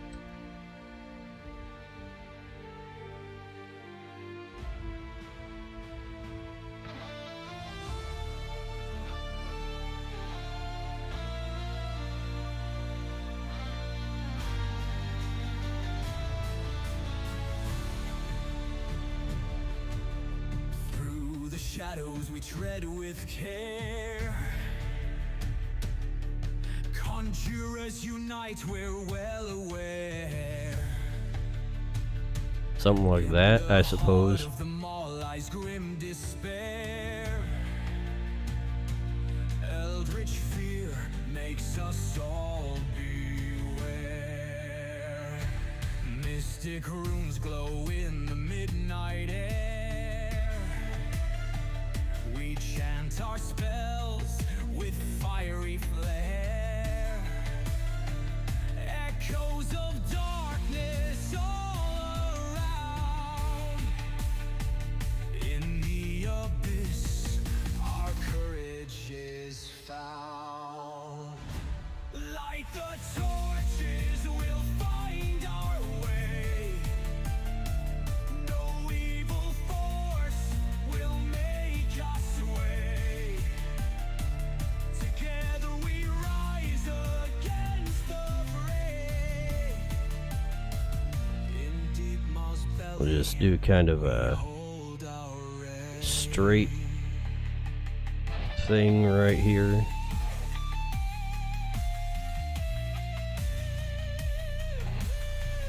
On the shoulders. Silent whispers from the ancient past. Haunted souls in the shadows cast. And then for the helmet, We hold fast I would just highlight the top of it like that. unsurpassed. We'll kind of soften it up in certain places when we get to that part. Eerie winds howl like banshees cry. Spirits linger and the demons fly. Arcane power in our veins so high. Through the darkness we'll defy.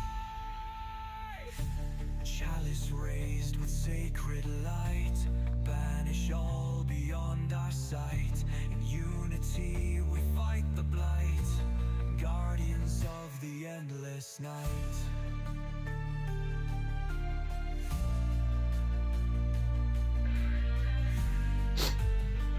And this part is supposed to be chainmail, so we're gonna put a little texture on this.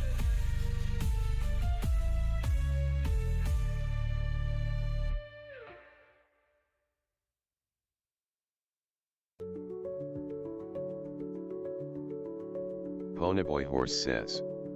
Raid incoming. Raid incoming.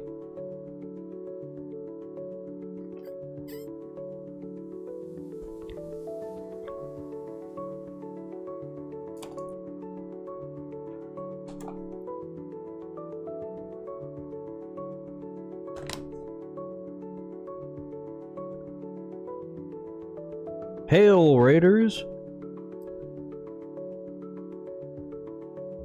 Realities End says. How's it going, guys? Ponyboy Horse says, I love Twilight Sparkle or whatever. Ponyboy Horse says. Very band.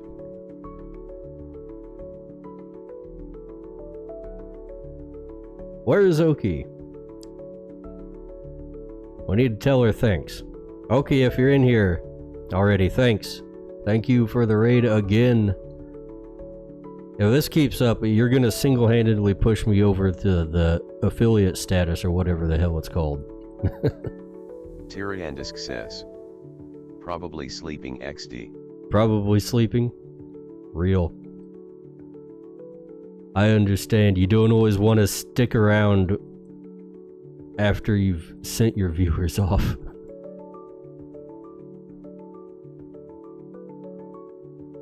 What were you guys up to?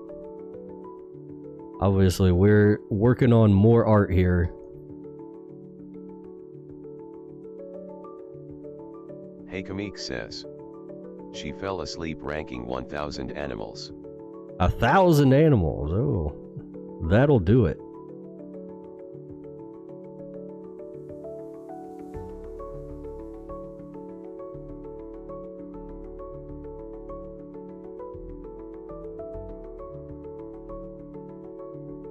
How do you even rank 1,000 animals? Is she using objective criteria there? Like, I feel like I would need a system to rank 1,000 animals.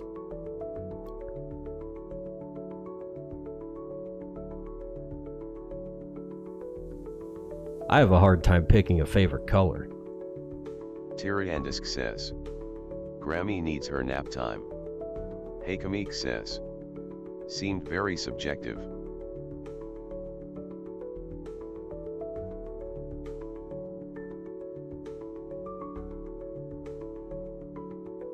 As it often is.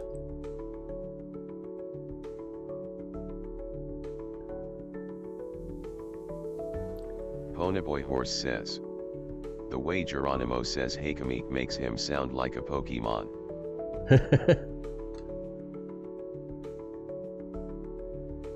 Like that's his name?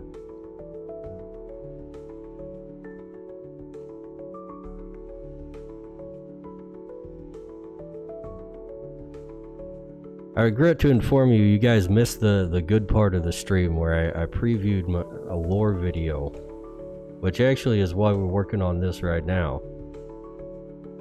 I was thinking like, oh, what do I work on next? Oh yeah, I have lore videos that I need artwork for, and I keep forgetting to make. Let me pull it up real quick and try to figure out what I'm missing. And it turns out most of the stuff I'm missing is already in progress, I just haven't finished the things.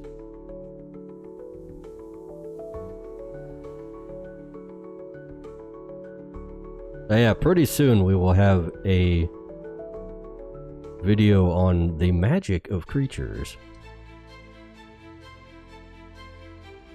Right here we have Geldhart in meditation entering his astral pocket.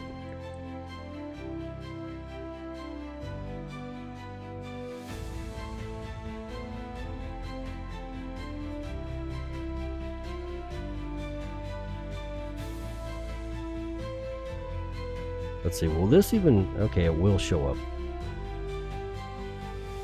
Get a little bit of highlights on the dude's beard here.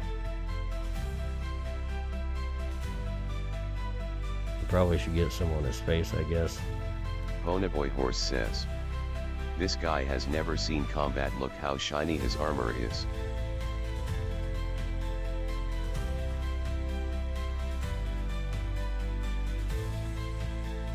How do you light a face? You know what? We're gonna do it a little.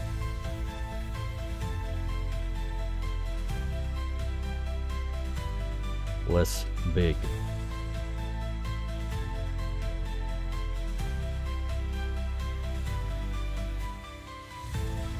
And I told you before, Ponyboy, he just takes care of his armor. He doesn't fight that much. He has squires and stuff that do most of that for him. It only comes out when there's a big problem.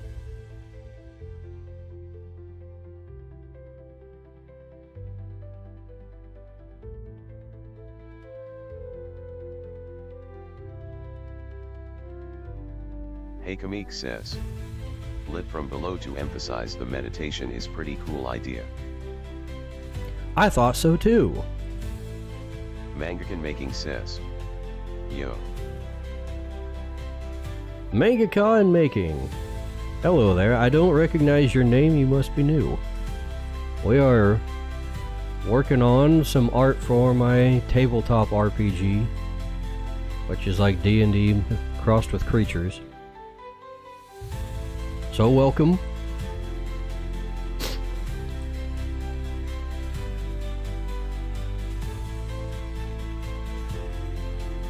Yeah, lit from below was probably the first thing I thought. Well, it's more like lit from right here, the top of the helmet. Making says, do you ever review art live? That's not really a thing I do, no. Not usually. Unless an artist friend of mine was like asking me specifically. Mostly just doing work on my own projects around here, which fills out a lot of time. Ponyboy Horse says, review my art live dice bag. Ponyboy Making says, okay. Oh, I was asking because I recently created a manga one-shot. I see. Alright, Ponyboy. Let's see here. The squib. Alright, so like... Oh no, it's not... I can't point to it with my fingers. Okay, but... Here we go. No wait, it's still behind me. Never mind. Alright. This is pretty good, Ponyboy. It's not bad. However... You got one of the details on my clothes a little bit wrong. Like it's from CNC. CNC. This is from Yogi's Big Cleanup. I don't know what you're talking about. But yeah, Ponyboy, see the tunic or whatever you call the thing. What was wrong here? Here, let me show you. Here. See? This is how the tunic ends. Says, I don't know Alright. that one. Other than that, it's pretty good. But you just got one of the details wrong. But that's okay, because he's tiny. Ponyboy Horse says, oh. I know, you don't see that part much, but it exists.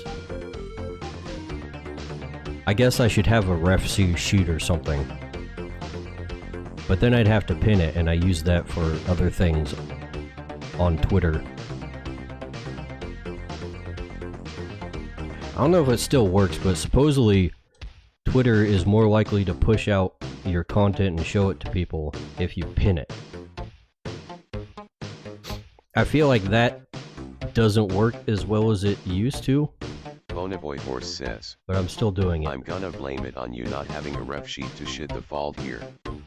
Link says, I've received 100 messages today with rest ream chat. Ponyboy Horse says, Shiv. You know what? That's fine, Ponyboy. I should probably have a reference sheet, but the lower part of my body has not had a lot of thought put into it because I figure it's not going to be seen that much. So it's pretty basic.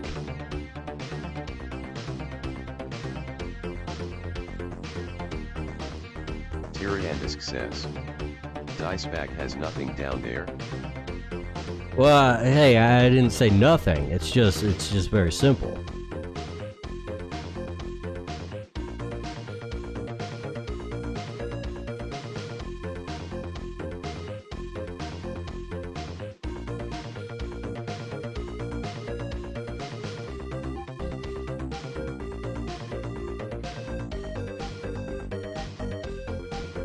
Now, most of the design effort has gone into, like, my robot parts.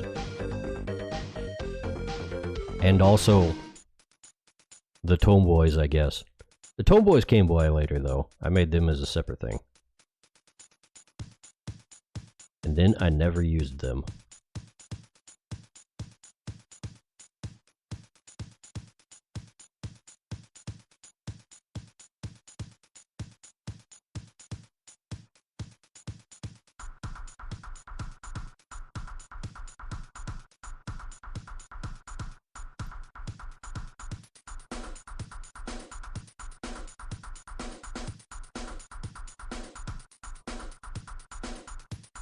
Actually, the tomboys might be part of the most detailed part of the thing I've made.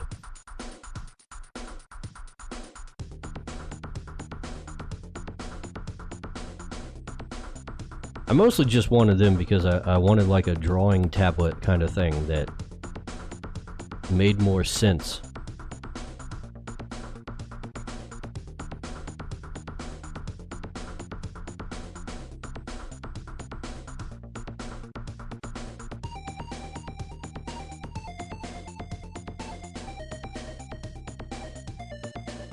But then I got real deep into it and I was like, I could make these things talk.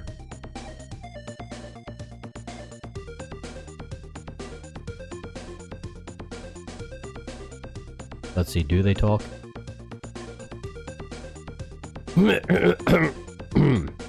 Yeah, Dice Bag, we can still talk now. Did you forget about us again? Yes, I did forget about you again. Last time I tried making you guys talk, I realized something in the rigging was off, and I had to change some settings.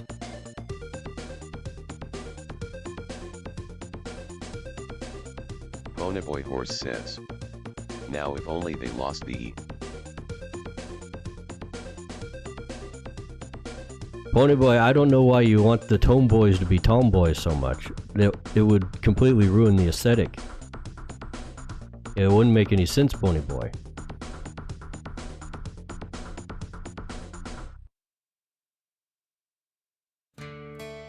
Whoops, that was a stray stroke.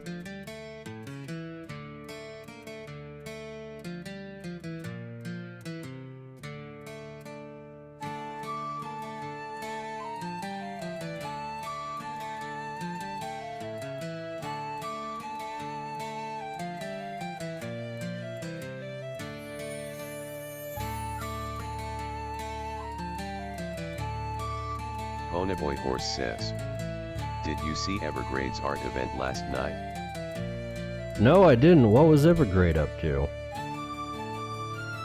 I feel like I saw him say something about it on Twitter, but I can't remember what it was.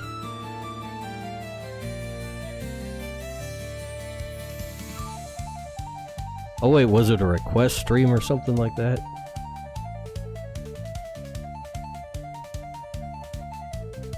He had some goofy picture of Oki that he posted today, didn't he? Ponyboy Horse says, he was doing free doodles for everyone who stopped by, and will do that stream once a month. Ah, I see.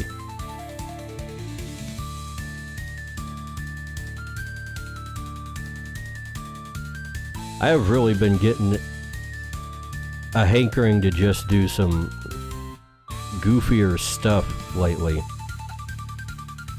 I've been watching Slightly Artistic. Are you guys familiar with Slightly Artistic?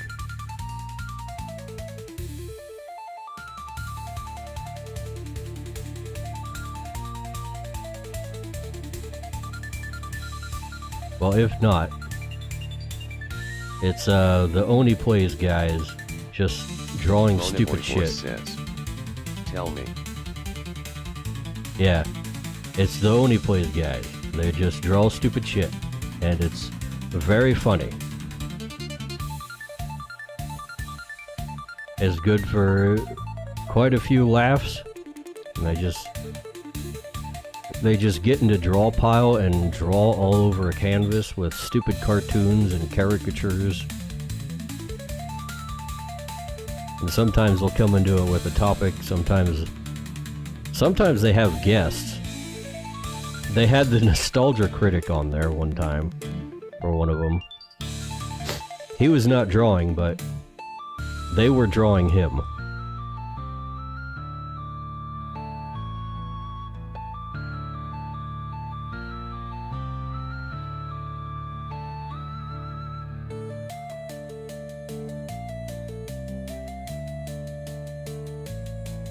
Let's see, Harry Partridge is on there a lot.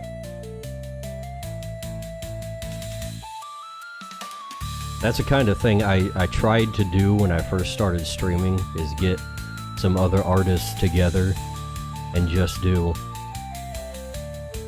goofy topical doodles.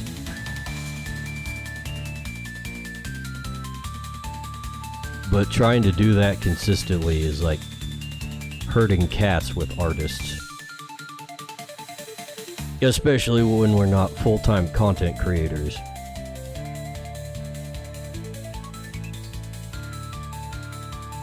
Life often gets in the way.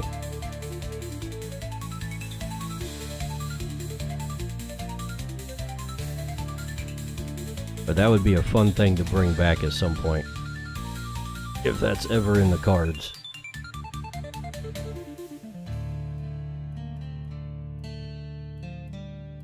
In fact, that was the whole original purpose of the Artistic Savants Discord. Was to set up stuff like that. But alas,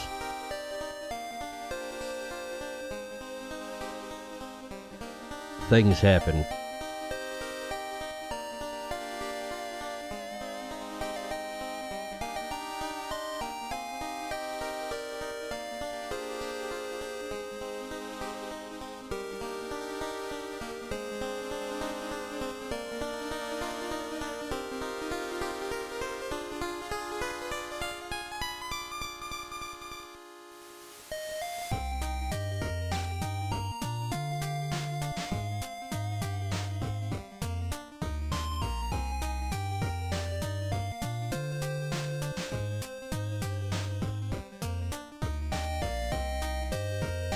Been a long time since I tried anything on Draw Pile again. I see you hanging out in the Savant BC. Yep. I usually keep that open in case one of the boys wants to come in and join the voice chat.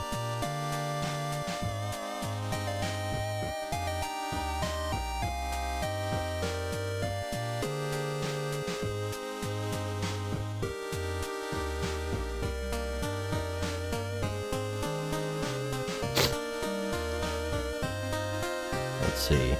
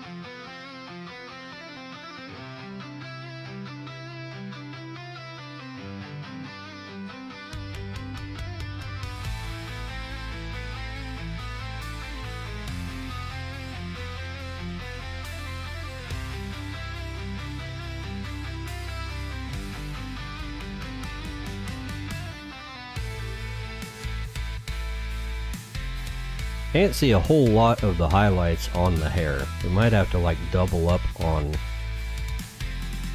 the layer there.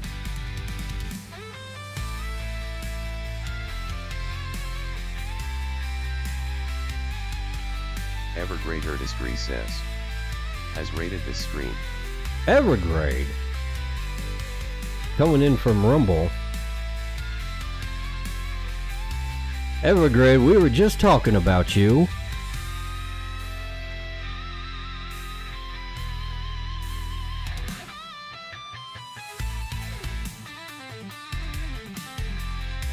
Bonaboy Horse says. Evergrade fact. Evergrade is late to his own raid. As is often the case.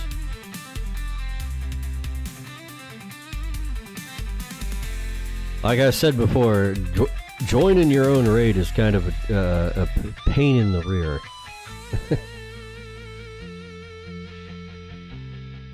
Every time I do a raid, it's like, okay, how fast can I get in there to see if they actually like say anything or if they thank me, so I can just be ready to be like, hello, you're welcome, here's the raid.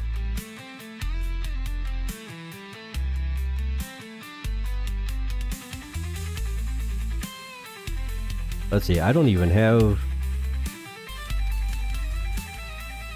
the thing pulled up for whatchamacallit, Rumble.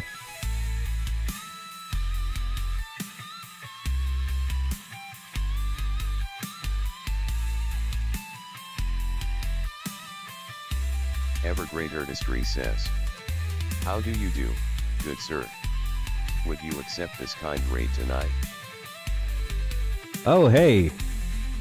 I didn't notice it, but you're here on both places. I will accept whatever raid you can give me, Evergrade.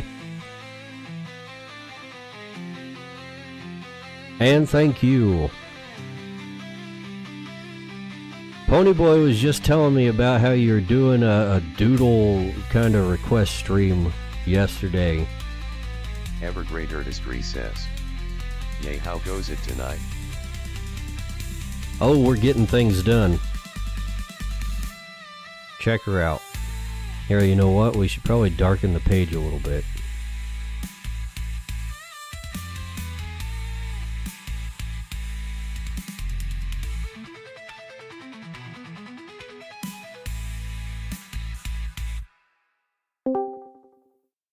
Hello.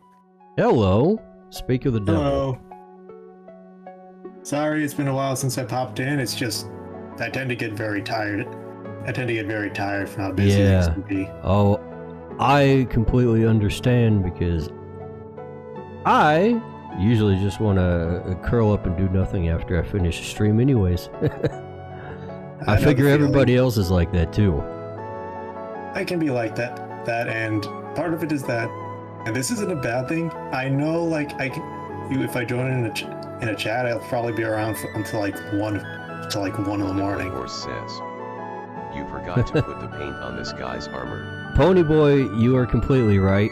However, I was saving that for later, but it is kind of later now, I guess. TB, incredible. TB is both correct and incorrect at the same time. How does he do it, folks? I don't know, man. I was That just... voice. Okay, are you familiar with, what's it called? Slightly Artistic. Slightly artistic, as On in the state of YouTube? mind, or is there like a podcast? It's more like a podcast. It's like a YouTube show that they do on Oni Plays. Are you familiar with Oni Plays? I guess is the next I question. I know of Oni Plays. I haven't watched any of their gameplay. I think I know of the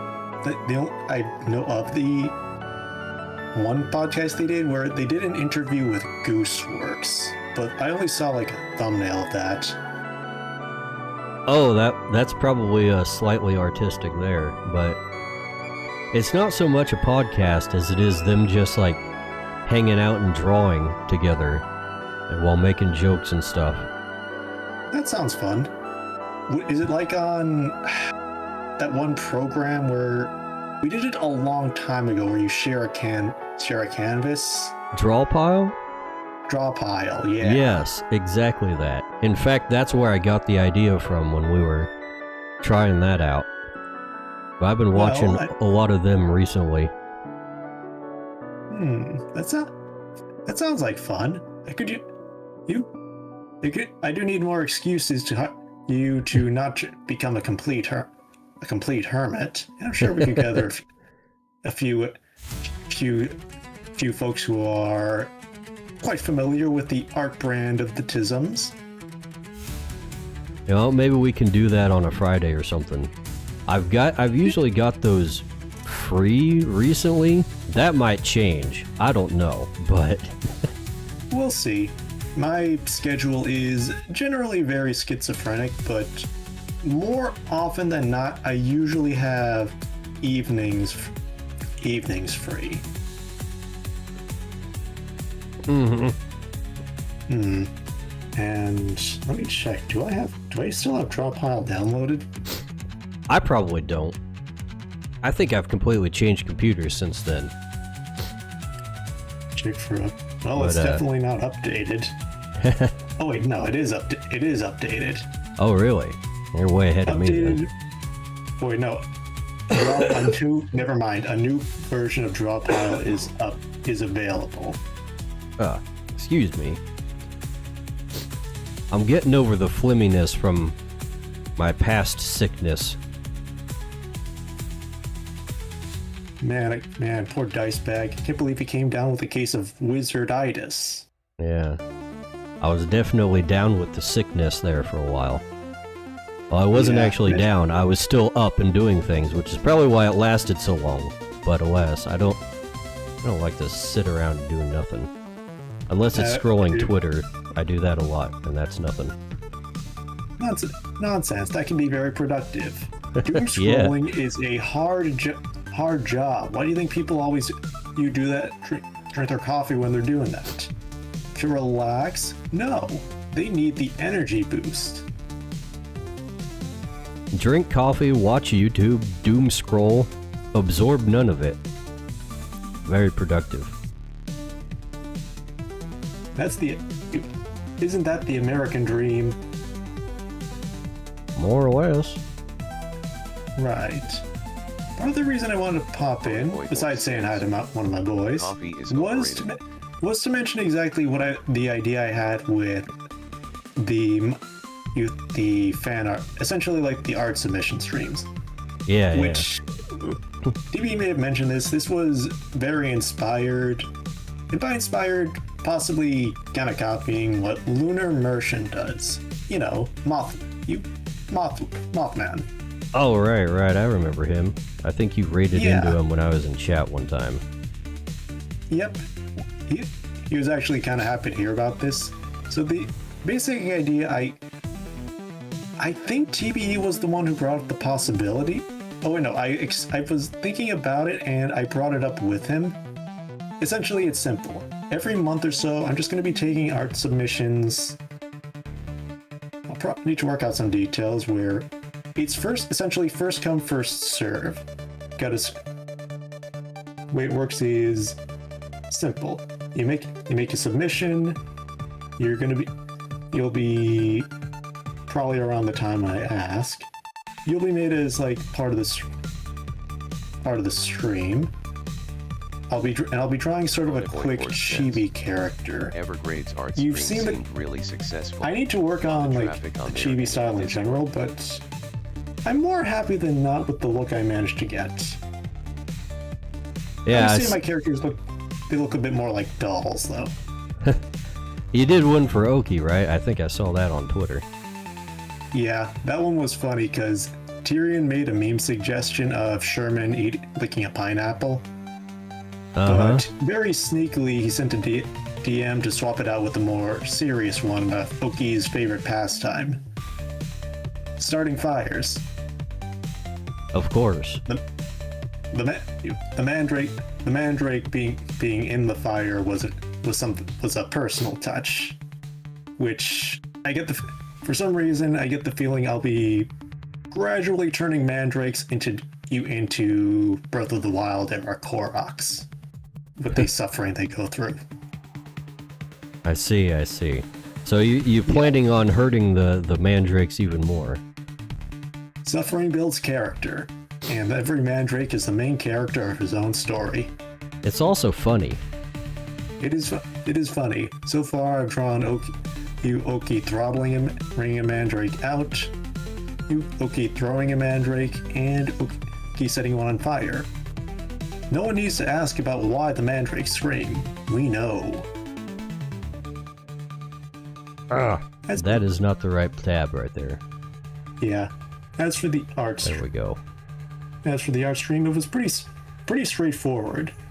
I need to work on the exact process, but essentially like 3 to 4 rounds where basic sketch, like outline, some added details, and then first round of lines and possibly a second one. The kind of thing that'll kind of vary depending on how many submissions I get.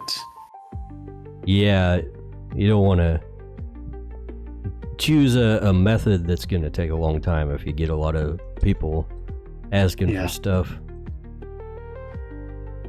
Otherwise, you're gonna have to turn people down.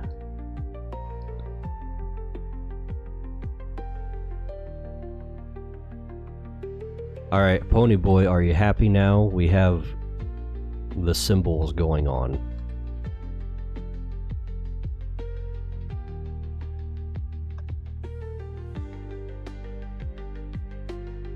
You heard that Pony Boy is a mod now, right? Yes, I've heard. He was so proud of that. I bet.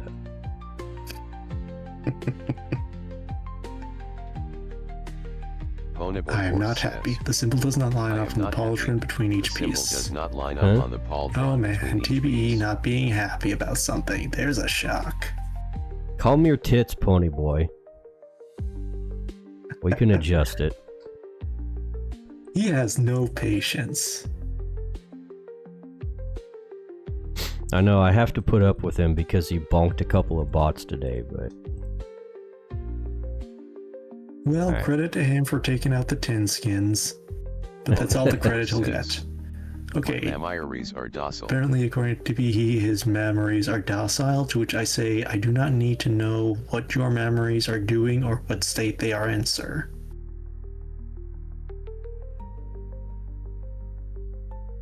As some would say, TMI.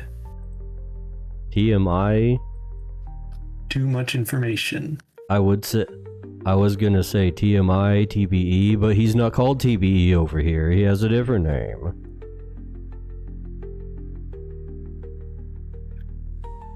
Fun TBE fact, those different names aren't different usernames.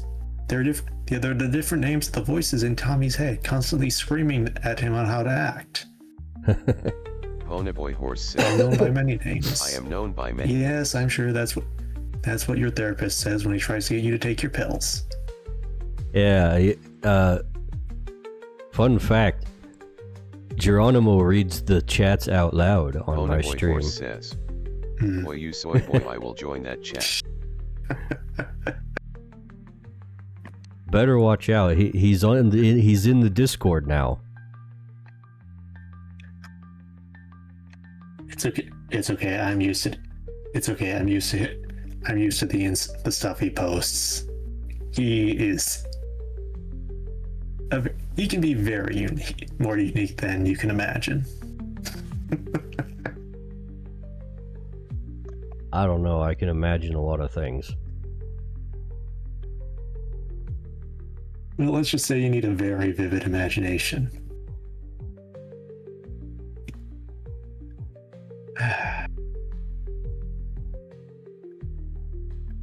Ooh. Ponyboy Horse says, I am normal. Okay, Pony Boy.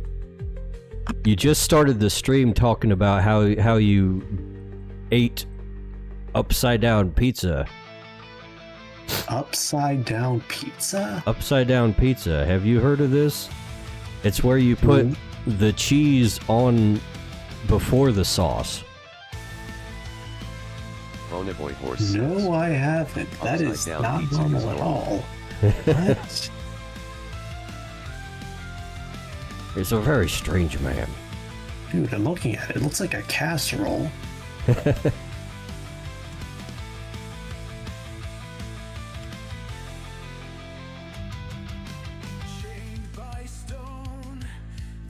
Or like a dish of ziti. It's weird.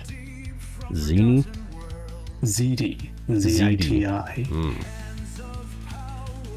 Have you seen all this garbage happening with the Pokemon Champions release? I haven't been paying what's attention. I that? just know it's like having a very rough launch. Yes, indeed. Pony Boy, what are you doing in the chat? I just wanted to say that upside down pizza is completely normal. It's something millions of people enjoy every day. This is the kind of stuff we have to deal with. Did you know, like, when the pizza's upside down, you like put Parmesan on top of the sauce? So boom, that's like another layer of cheese. So you're getting like 2 layers of cheese on this bad boy. I don't need another layer of cheese. 1 layer of cheese is good enough. TBE, I can't believe you, an American, are eating like an Australian, having upside like an down Australian. pizza. Upside down pizza's a New York classic. You should be familiar with this. No, I'm not. No, I'm not. Not familiar with anything about that. And I'm happy to keep it that way. It's absolutely horrible. Upside down pizza? No, not knowing about upside down pizza. You people should definitely know about this. Like, is it not Well, a we thing outside definitely New know York? about it now. You always shut up about it. Well, listen, maybe you should try it. Like, try it once, and you'll be like, this guy's onto something. The robust flavor of the sauce is just immediately hitting my taste buds. Oh wow, robust flavor. He's breeding the thesaurus, isn't he?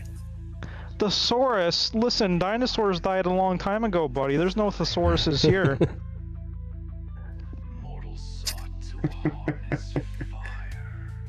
Look, I have enough. I get enough taste of the sauce in a pizza as it is. I haven't like You could be destroyed my getting more. taste buds.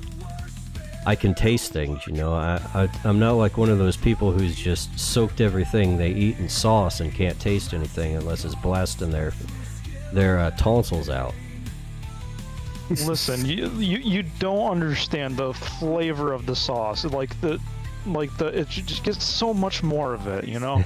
It like you can taste the tomato in it and the cheese. The cheese stays gooey. Who doesn't like gooey cheese? I don't like gooey cheese. I like You my don't like cheese to gooey be fairly cheese? solid, yes. Oh my Gooey gosh, cheese that's so makes me boring. barf. It's like slime in your mouth. You gotta let that Cheese stuff was solidify. made to be gooey. No, Why does that it is- come in that's blocks? horrible. Why does it come in blocks? Because you're supposed to melt it. That's what, like what? You might as well just like slice your cheese and put it on the pizza after you cook it then.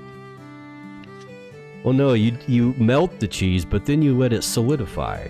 That's the proper way to No, do it. what? Oh my gosh, this is on par with people who put pineapple on their pizza. TBE, this Not is how at normal all. people make pizza. No, it isn't. Normal people want hot, gooey cheese on their pizza. They want it like stringy and cheesy. Okay, Look, I the can eat the that, but gooiness that's- of the pizza only lasts a certain amount of time. Then you're just eating it like normal. Also, I It, put like, it something on the becomes a- wrong layer. Oh, This is he why you did- gotta eat it fresh. He did the thing. I put it on the What overlay thing? layer. I drew on the wrong layer, Pony Boy. Oh, The thing, the that artist is thing. the artist thing. How Yeah, do you how do you not know the artist thing? I've done it a million times. See? I don't know how they haven't come up with a solution for it. Like, I feel like they need to find a cure already.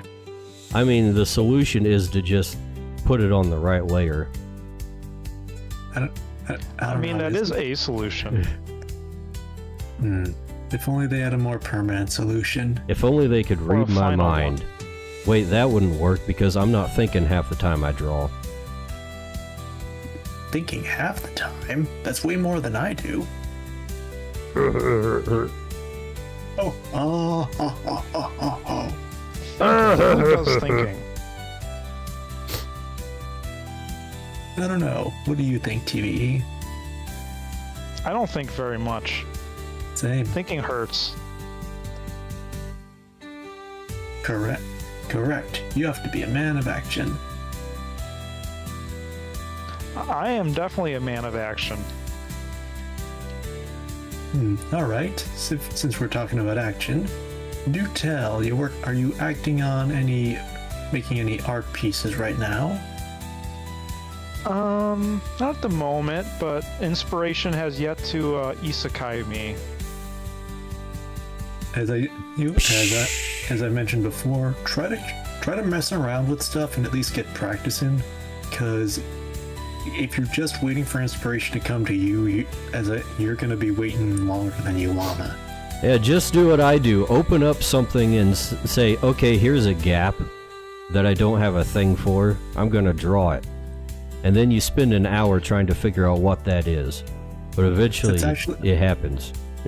That's ironically a good thing. Just trying to figure out stuff you're like, do what you want and try to figure out stuff you want to do and pinpoint that. I'm probably going to be shifting towards leaning to a bit more towards practice, just because I'm kind of tired from the art the other day. That was what. That's something I should have done. You have time to practice? Well, if I don't feel like making art, it's a good time. better than just doom scrolling and listening to stuff on YouTube. Doom scrolling is the best thing you can do with your free time. What about sleeping? That's definitely one of the best things you can do. I'll sleep when I'm dead. I really do probably not sleep it nearly as much as I should. I was thinking about it, like, recently, and I was, like, counting up how many hours I actually sleep in a day. And I'm like, I try to go to bed, like, before 5 a.m. Because I'm a night owl, you know. And I'm often, like, still awake after that. But let's round it off to 5. That's when I'm in bed. Then I wake up at 9, so that's like 4 hours of sleep. Then I go back to sleep between 1 and 2, and I'm usually not asleep again until 2 o'clock. And then I have to wake up at 3:55 to get my pants on for work and stuff. And then I walk out the door at like 4:05 is the goal. So I sleep like maybe 6 hours a day. That's not healthy. I'm kind of guilty of that. In my case, it's much more straightforward. I just wake up really early, and I've been struggling to get back to bed. You know, you gotta get on that grind set. Start like, sleeping at work. So that way you're getting paid to sleep. Well, to be honest, kind of thing. Work is not like super demanding most of the time. This past couple weeks have been, which is probably why I ended up getting sick, but most of the time I spend a lot of it waiting on machines.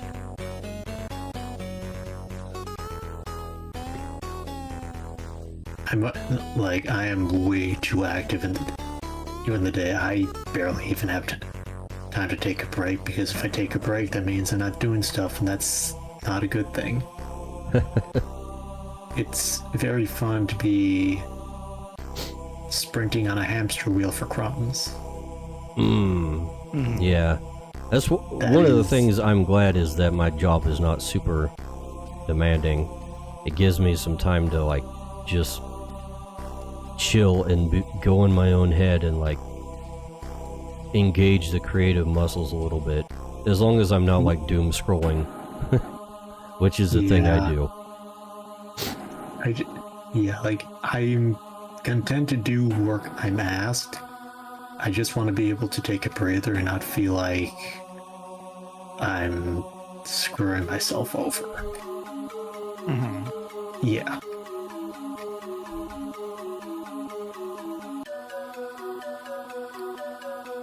Yeah, the last job I had was way worse. I was working on a assembly line for a automotive parts manufacturer.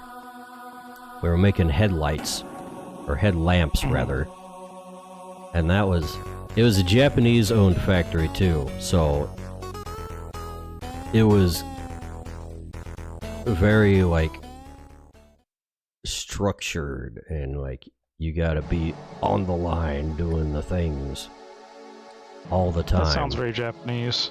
Dude, Japan's work ethic is so screwed up. Yep. I did hear that they appreciate you taking naps at work, I guess. Really? That's what I heard. I mean, I don't know how true that is, but I guess they might think that's better than taking naps at home. From what I heard, I guess the mindset is they think you're working so hard at work that you're like sleeping at work, that they must love your job. I don't know how true that is. It rings true. Like, that sounds like Japanese reasoning to me. Yeah. That sounds like something I would tell my boss if he was like, hey, why are you napping at work? I'd be like, well, it's a cultural thing. The Japanese do it. You see, it's a thing of respect. It's because I respect work. Why do you hate the Japanese, sir? Yeah.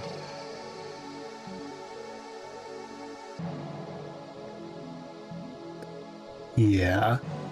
I really could not take a nap at work. I am wound up as is. I would be, even if I had be worried about sleeping through my break, and even if I had an alarm, I'd be anxious because I'd be woken up by the alarm itself. I've taken naps at work. I'm lucky where it's something along the lines where, like, I would be woken up if a customer came in and then I could just handle it. So, like, if I got downtime, everything's completed, I could just put my feet up and nap.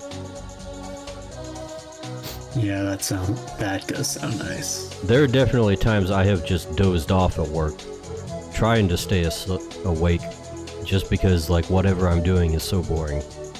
Because there are times where we'll have, like, multiple machines down, and, like, there's nothing we can do, except, like, what's on one machine, and it turns out what's on that one machine is something that takes, like, 6 hours to finish, and it's almost all just the machine running through the program with little input from me. So I'll just be there hours at a time. Occasionally the machine stops and I have to get in there and check something, but otherwise it's just sitting and waiting. Yeah, which is fine with me. I'll get paid for that. In fact, a lot of creatures have been designed during times like that. Nice.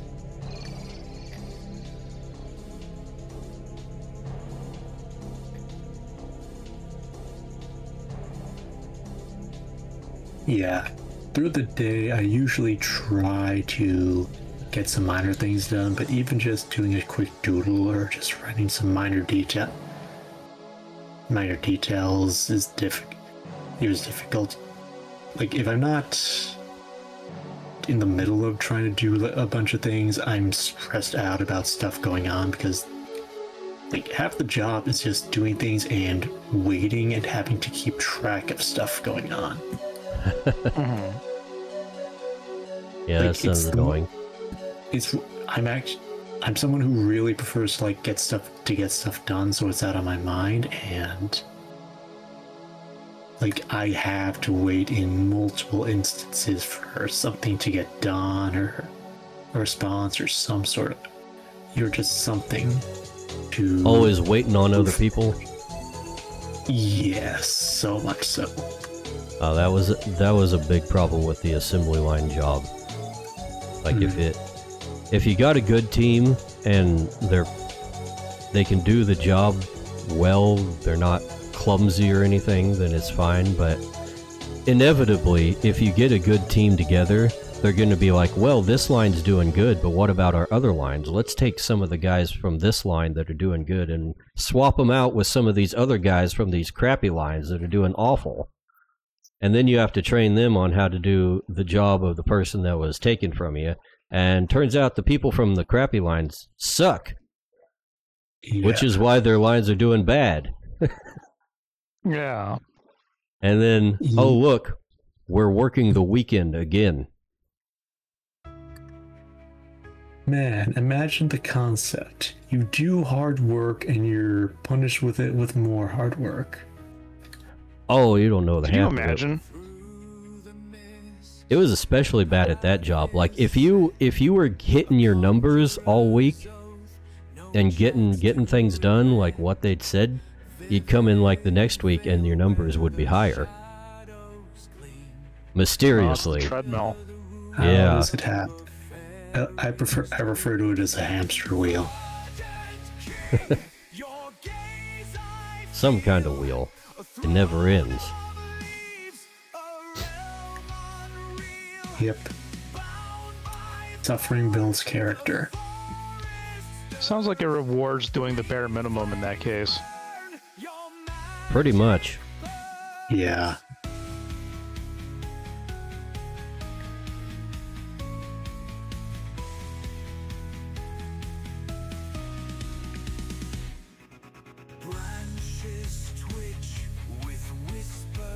Probably should have left that job a lot earlier. I spent like 7 years on that thing. Better late than never. But I made a lot of money. That's the important thing. I think It's that's hard to be sad when you're rich. Well, no. I think I can find a way. when you don't have time to spend any of your money. What's the point Doesn't of always making money matter. then? Yeah, exactly. Mhm. I bought a bunch of Magic the Gathering cards with it. Oh my gosh. Magic. This was back when it was good, mind you.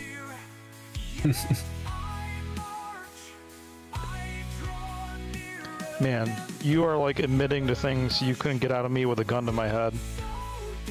Magic was the best game in the world until they screwed it up. You think it's better than Yu-Gi-Oh? That was the best card game. I I feel like we're getting into you a are whole rage baiting me conversation. right now. You are rage baiting. Is it working? Wow, it's like TBE just pulled out some sort of trap but it was right out of his hand instead of on the You board. activated my That's trap crazy. card. Yeah, it almost worked until I remembered who I was talking to. What does that mean, who you're talking to? Gee, I wonder. What? I'm very Now, well behaved, thank you. If this was Kohet or Dale, I might have believed him. I think we've had this conversation before with them. No, I do not like Yu-Gi-Oh! In fact, it's hard to find any card games I did like besides Magic. What about Go Fish? Ooh, that's a it's- classic. It's a little simple.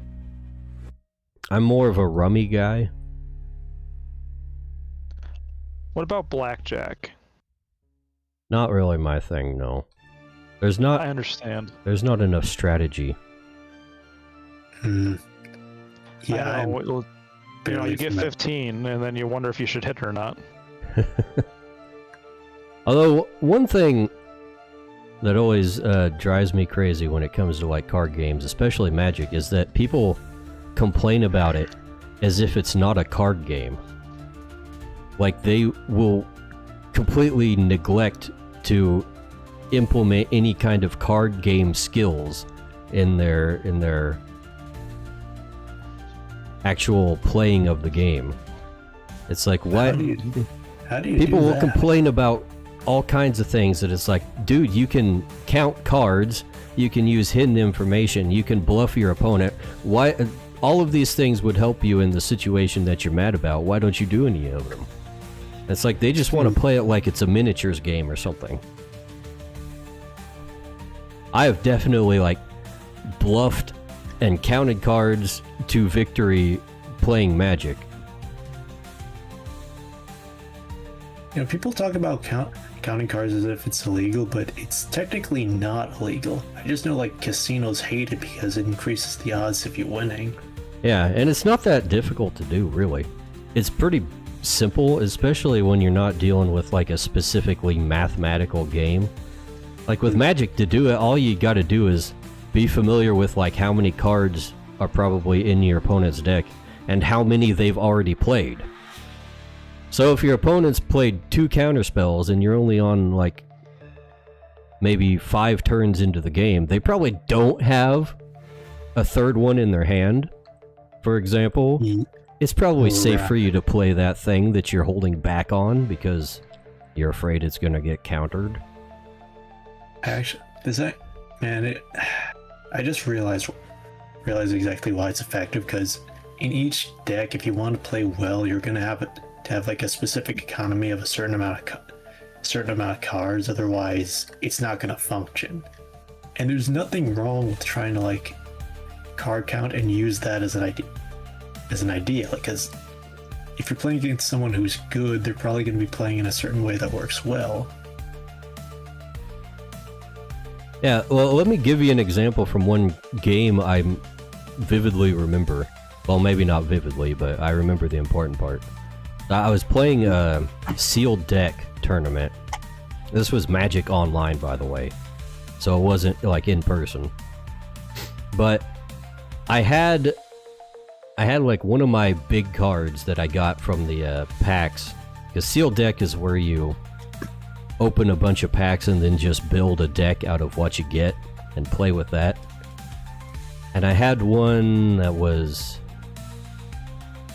what was it? I think it was Conundrum Sphinx or something like that.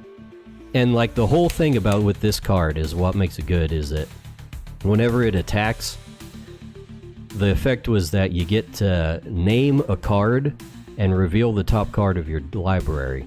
And if the top card is the card you named, you get to add it to your hand. So like the typical play with that is just to name a basic land. And you have, since your deck is mostly going to be basic lands, that's like your best chance of actually getting the effect to get an advantage out of it. However, I was playing a 3-card deck, or a 3-color deck. So I had, my basic lands were split between 3 different types. And also, I had played a whole bunch of my lands at the time. So I was sitting there thinking, man, I sure don't need new lands. So if I trigger this effect and I name a land and I get the land, it's not doing anything for me. I don't even need the land. Whereas if I named the land and I get something else, I could have used that thing instead of the land. And I also knew that there was one card in my deck that I had 3 of, which is kind of rare in this because they're only 40 card decks. So I was like, you know what? I could really use an Assault Sphinx right now. Or a Griffin. Assault Griffin, that's what it was. So I was like, okay, I'm gonna use this thing, and I'm gonna name Assault Griffin, because that could actually save me instead of a land. And I did that, and it was an Assault Griffin, and I won the game because of that. So yeah, just knowing the math of the deck is a very powerful thing in the game when you actually leverage it. Seems like a lot for most players to learn, though. Most people don't even play more than like a couple years. Like literally the lifespan of the average Magic player is 2 years, and then they give up. They're like, oh, the sets I liked aren't in rotation anymore. I guess I'm gonna give up. What's your lifespan as a Magic player? Me? Mm-hmm. I mean, that's kind of hard to measure because I wasn't playing consistently, but I started playing with like the old PC game, so I wasn't even collecting at the beginning, but I learned how to play from that. This was from Microprose, so way back. And then I started collecting actual cards like probably in middle school. And I got some more in high school. And like I took a break for a couple years and then came back to it when one of my friends started doing it. Like I was probably in it for at least 10 years. Collecting at least, if not actively playing. But yeah, I got into that game.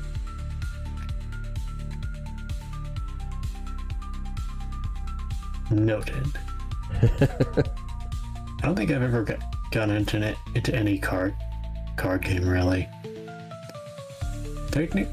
Like I remember collecting Pokemon cards a bit, but I never had anyone to play with, and I know it's kind of a basic one.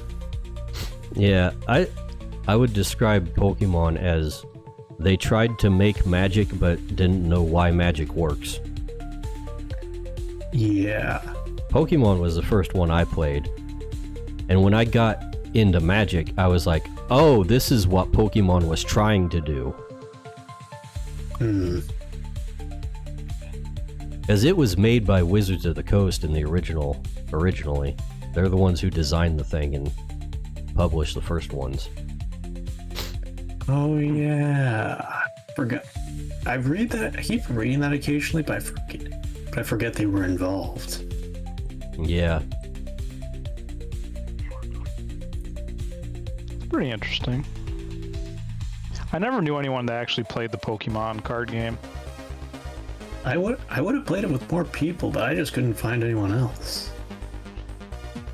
Like, even if it fell off, it would have been nice to use my cards. When it was new, I was in the Pokemon card game league. Like, they had a thing at a local Toys R Us that they would do every week where you just go in and they held it in like the break room in the back for the employees, and a bunch of kids would just go in there and play Pokemon for like an hour or two. That sounds nice. It was Which pretty reminds me, cool. And I remember there was a comic place, but they'd have some events and stuff going on every now and again. Every now and again. It was a nice local place, and it got shut down. Surprisingly, just mainly because of an issue with like between the owners rather than the actual business, which, to be honest, with how comics tend to go, like if a comic shop doesn't diversify, they kind of die. I wouldn't have been shocked if it just died out from lack of business. Yeah.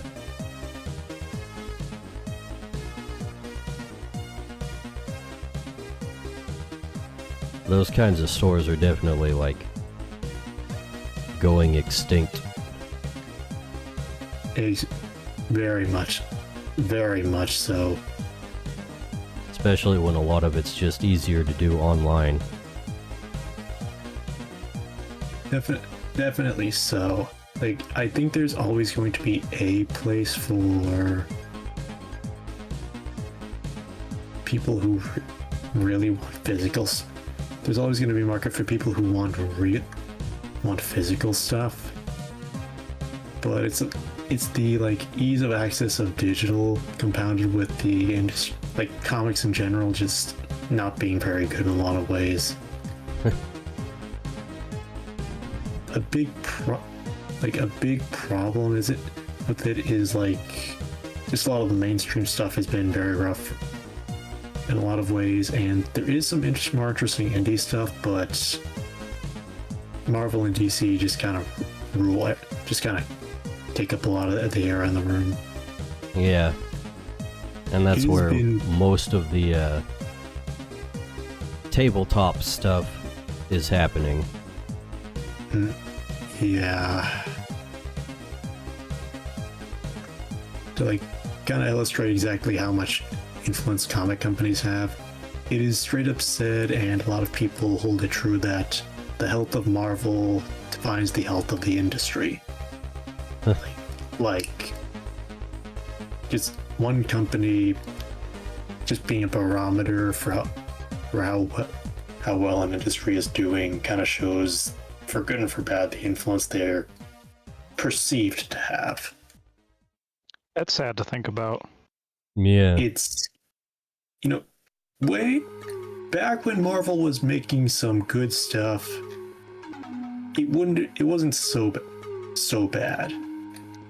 It's actually kind of funny, because Marvel at a certain point was actually kind of ahead of the curve, like, as opposed to just being like super competent people. The big thing was superheroes with hang-ups, and they would always do one unique thing, and DC was pretty infamous for like desperately trying to chase after them, and Marvel would keep switching things up on them.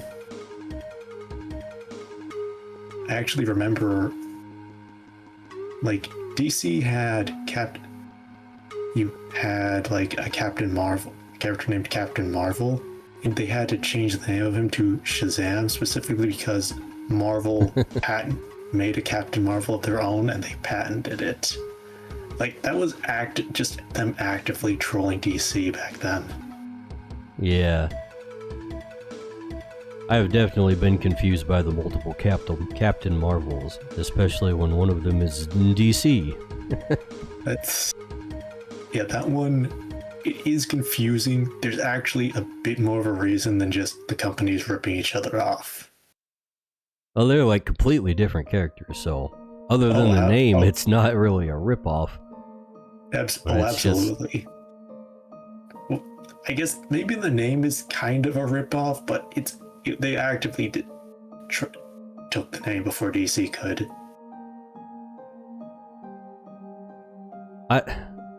I feel like DC had their Captain Marvel first. Oh yeah, they absolutely did. And they just didn't have the rights to it. They didn't officially that. That is exactly the case. That's such a douche thing to do. That's like a Pokemon move. Copyright trolling. Oh, what? You've been making monster collecting games? Well, we have a patent for that now. It looks very bad when the patent comes in after the game launches. I mean, decades after the game launches. Yeah. Thankfully, that has not gone their way, it looks like. They recently got shot down by the U.S. Patent Office. It shouldn't have been considered as a patent in the first place, just because there's so many gameplay mechanics that are just so vague that it could apply to so much stuff that realistically I don't think it could properly be enforced, and if it did, it would cause a lot of problems. I mean, I think that was basically the argument the patent office used when they said they looked at it and were like, hey, this shouldn't have been issued in the first place. What's going on here? Yep. Hopefully that carries over into the Japanese side of things, because that's where most of the actual legal battles are happening with Palworld and stuff. Dude, like, copyright law in Japan is so bad.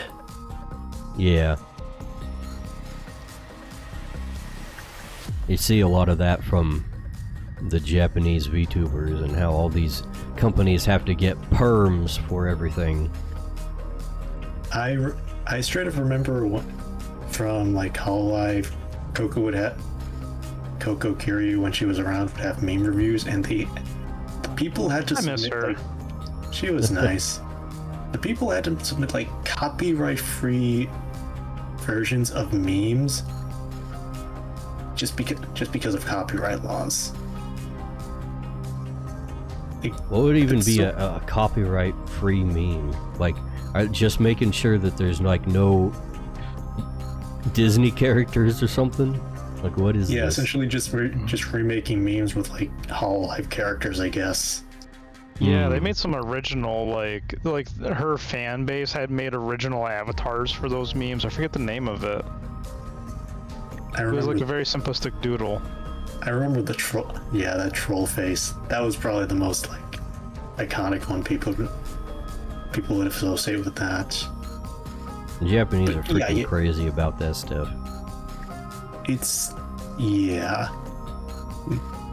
My thoughts on copyright law in general are that it does have a use, but the current, and I don't want it to like just not exist, but the current system itself has needed an overhaul for a whole long time. It definitely does. And I'm immediately just going to go into the devil's advocate of, I don't mind things technically kind of going public so that more people can use them. But I've never understood the concept of like an original creator or company just losing the rights after any sort of time period with like and just not being able to use it again. My idea is like, open up the rights, just make it so that literally anyone can just make money or do certain things with it. And I don't think it'll be it'll be particularly devastating, because like even in a lot of bad cases, inevitably a lot of people who are enthusiasts of stuff probably like just won't have like the time or energy or like, creative know-how to make a ton of stuff. I do think fans can make really great things. I also just think like a lot of those are the exception to the rule, and the reason there can be a lot of content is just in relation to like the size of stuff, like Pokemon ROM hacks or Sonic fan games and stuff.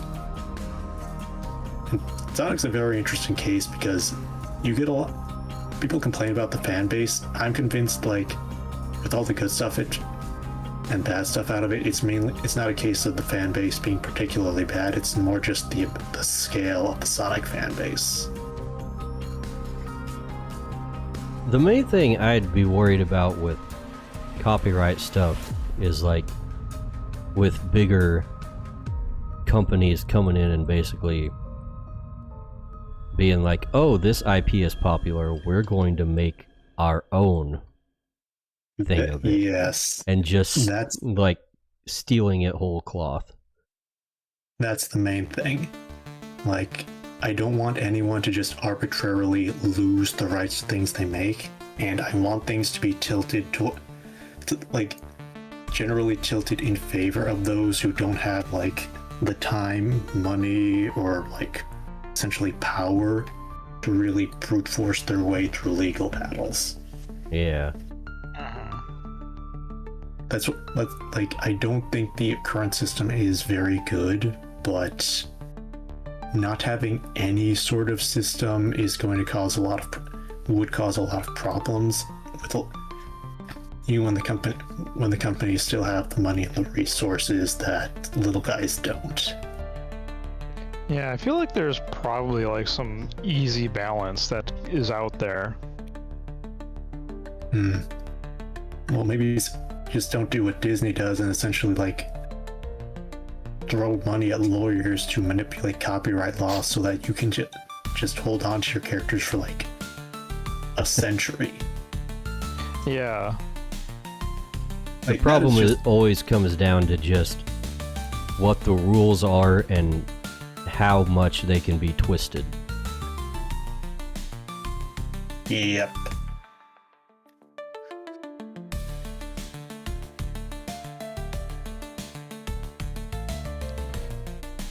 That century-long copyright rule is a little funny, because I remember the second Winnie the Pooh's copyright like kind of expired, they just made like a slasher film with it. Yeah. That's kind of what I meant with like it not be like, I can see it not being a major problem, because inevitably I really do think most people just are gonna go for low-hanging fruit. They're not going to be able to compete with the original creators most of the time. Well, at least the corporate creators. Yeah. The corporate owners. I think there's one benefit of like smaller creators that a lot of people don't talk about, is they have the advantage of being able to take more time, and if you're like a smaller team that you don't have as much time for resources, but you don't need as many resources. You don't have to worry about constantly being on that creation treadmill, constantly making content, constantly being relevant, constantly having stuff going on. It's good to do, and you obviously want some attention. You don't need as much perpetually.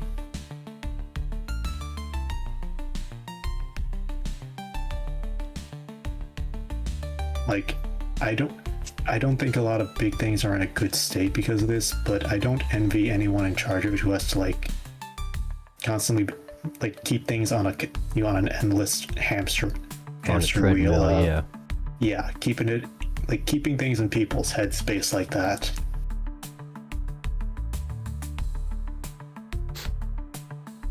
Yeah, I mean, I've been working on Crytures for years, so. And Yeah, but how can you do that? What about your shareholders? This is why Dice Bag Games will never go public. Going public is gay. Like, It is. Yeah. genuinely, I don't know how anyone with any dignity is happy about having to bend over backwards for you forendos who don't even like your industry. It Yeah, they're just happens milking for money. in two ways. Either they're going bankrupt and they have to get money from somewhere, or they didn't care about the thing in the first place and they built the company with the explicit purpose of selling it and cashing out and getting the money. Yep. But I've listened to a lot of like business guys on YouTube and stuff to try and like prepare myself for when this thing actually launches and stuff. And let me tell you, most of them, they're not telling you, oh, here's how you make your business to last for like the long term. Here's how you make a thing that you can consistently pump out new content for or anything like that. It's like, no, here's how to grow your business really fast so you can cash out and sell it to an investor. I love making quick gains. I hate long-term thinking. Dude, like, I remember a specific problem with this with like Nintendo, where they were at a shareholder meeting.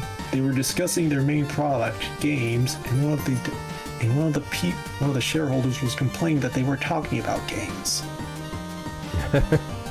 Like, Go figure. this is the kind of people you are gonna have in charge of your stuff, calling the shots. Yeah. It's not conducive to a creative medium to have this kind of thing running your business. Yeah. I understand the need for like bean counters to an extent. I don't think they should have control over stuff, but some sort of synergy with like, merchandise, because that's where a lot of money's gonna be. Without the merchandising dictating the direction things go. Oh yeah, that's But- what Pokemon's all about now, is the merchandising. I think that's where they Same make with most of their Star money. Wars. It's well, Does think Star it's Wars more- still make money off of merchandise? I thought people didn't buy it I anymore. mean, you No. can definitely tell like merchandising is first and foremost, because I forget what the name of it is. And the new sequels, they have those little penguin-looking things. Oh yeah, they always have some kind of mascot character. Yeah, they got this cute little mascot. You can tell like the only purpose of it is to sell plushies. yeah. And that's I'm basically- pretty sure. In the entirety of Pokemon, everything is a plushie. Everything's a potential plushie or a figure or something like that. Or card. Yeah. Everything's a card. Apparently, some are more plushy than other though. Oh, definitely. For some reason, I mean, you go look online for Pokemon plushies and they're all available except for like Vaporeon for some reason. DB, are you trying to tell us something? Is this a cry for help? What do you mean cry for help? No, I'm just saying that I don't understand why the Vaporeon plushie is so popular.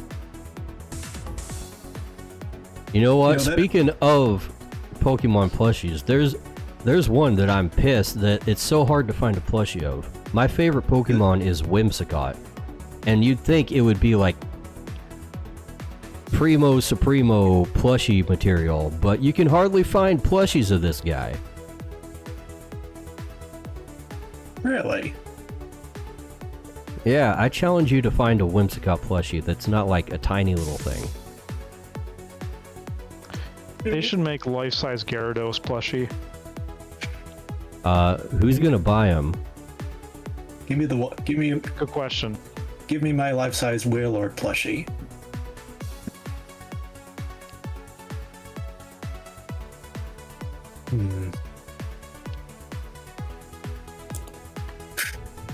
Yeah, we need accurate Pokemon life-sized plushies. Some of the Pokemon sizes are obnoxious. I will say that. Pokemon size and weight has always been kind of jank. Yeah. This is an early day thing. Yeah, like apparently like Ash Ketchum was like lifting like hundreds of pounds of Pokemon when he was like age 10. Yeah. They're never the size that you think they are. Like, even the starters, you line up the starters next to each other, like, across generations in their proper sizes, and they're just, like, all over the place. Yeah, I saw the theory that they just make up the numbers. That's not a bad assessment. That's probably close to the truth.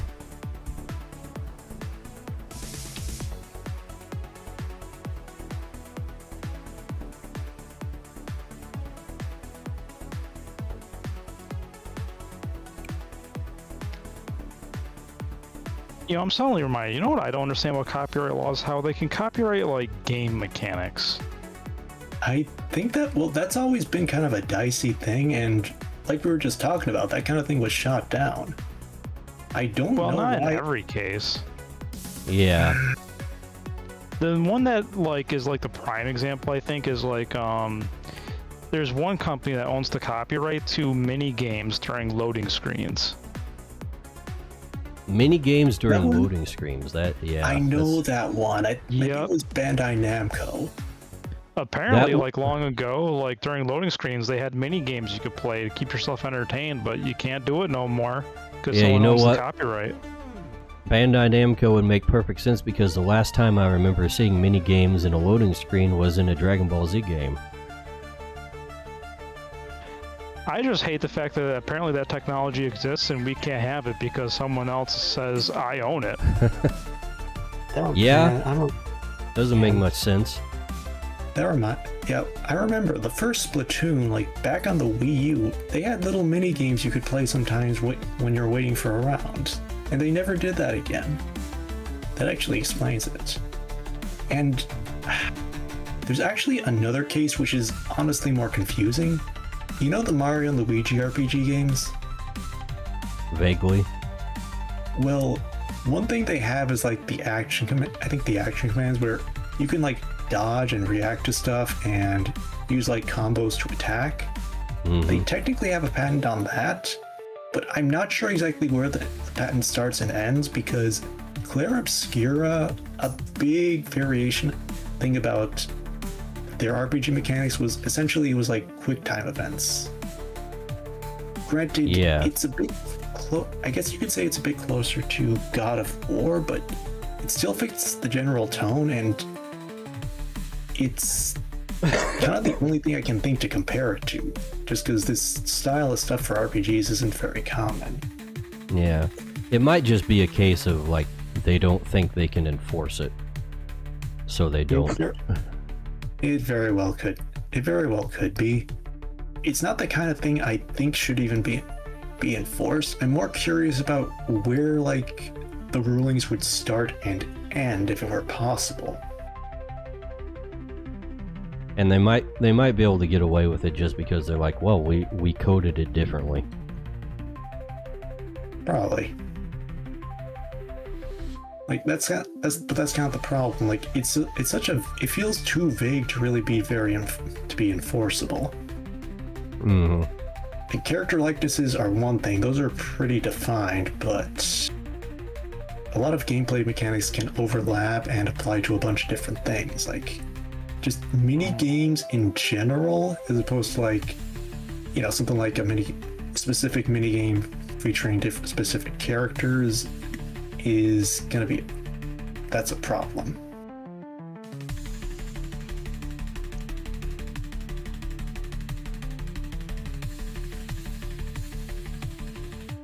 I saw it recently. I think Pokemon tried to copyright the game mechanic of summoning creatures. That's not a recent thing. That was a long time ago. Really? 'Cause I Oh, thought- I a heard it long was time making ago, the- like last year or two. Was it last year or two? Because I heard it in the news recently. That's what they tried to do with Pal World. Is they're like, well, we own the ability to capture game elements in things by throwing them and summoning them to do battle. You own the ability to capture and return Pokemon. That is It's really, really stupid. like Yeah. it shouldn't be considered. Like, just throw this stuff out. Throw this stuff out and stop wasting everyone's time and money. Yeah, I think game mechanics should not be something that people should be able to copyright. Like I said, just copyright more things that are actually specific. Vague stuff like that is not a good. It was bad in general.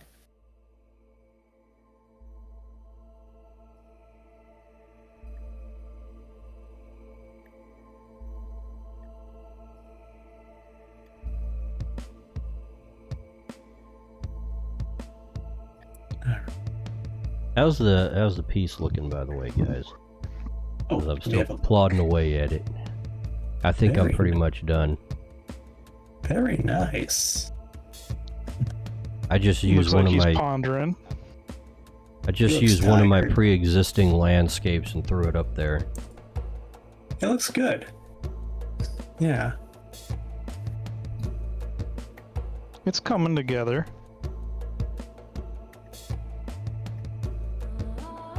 Let's give it a little bit of like a glow. That's what I was thinking.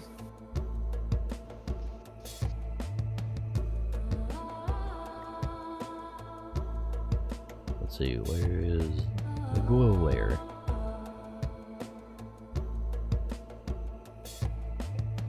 He's a Fed. Takes one to know one.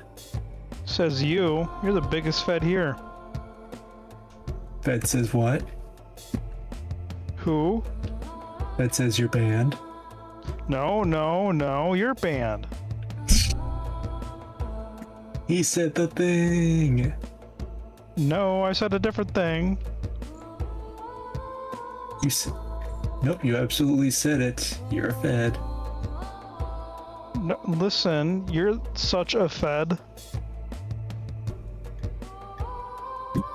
You're such You're a such fed.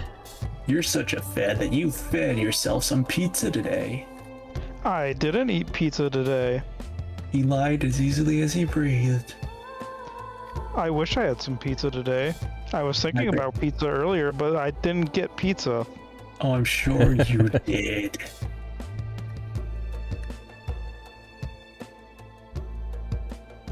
Well, boys, love I pizza. think I'm getting a little tired and I'm finishing this piece up. At the same time? What are the odds? Anybody we can send and the viewers to for a raid? Who can we raid? Let's Pixel's on. Pixel? Yeah, Pixel can. If you, she's Oh. on, she should. She is on. I don't think I'm following her, at least not on Twitch. Tales of Berseria? What is that? It's a Bandai Namco series, the Tales of series. It's It's like an action RPG. Oh. As for Rumble, they're apparently selling. We only got, like, Fiona's- I don't think we can really need to raid anybody on Rumble. There's not really many people watching there. No problemo. Let's see. All right. How do Bob you, Ross is live. Pixel Kitten? Bob- Is that what? Well, we Pixel already tried to Kitten raid and Bob VT. Ross and we got blocked. It's Wow, so I'll enter in the chat. Pixel Kitten VT. could you imagine being Everett blocked by Records Bob says. Ross? Like, what did you Pixel do? Kitten VT. What kind of monster are you? Yeah. Wow, no answer. I am trying to type in Pixel Kitten VT, but it's not coming up with anybody. You're trying to come up with like some believable story of why Bob Ross would have blocked you. I would think Bob Ross just blocks raids from everybody. I bet it's just you. You must have like kicked his puppy or something. You know, last time I tried to raid one of the new Phase girls, and I couldn't do it there either.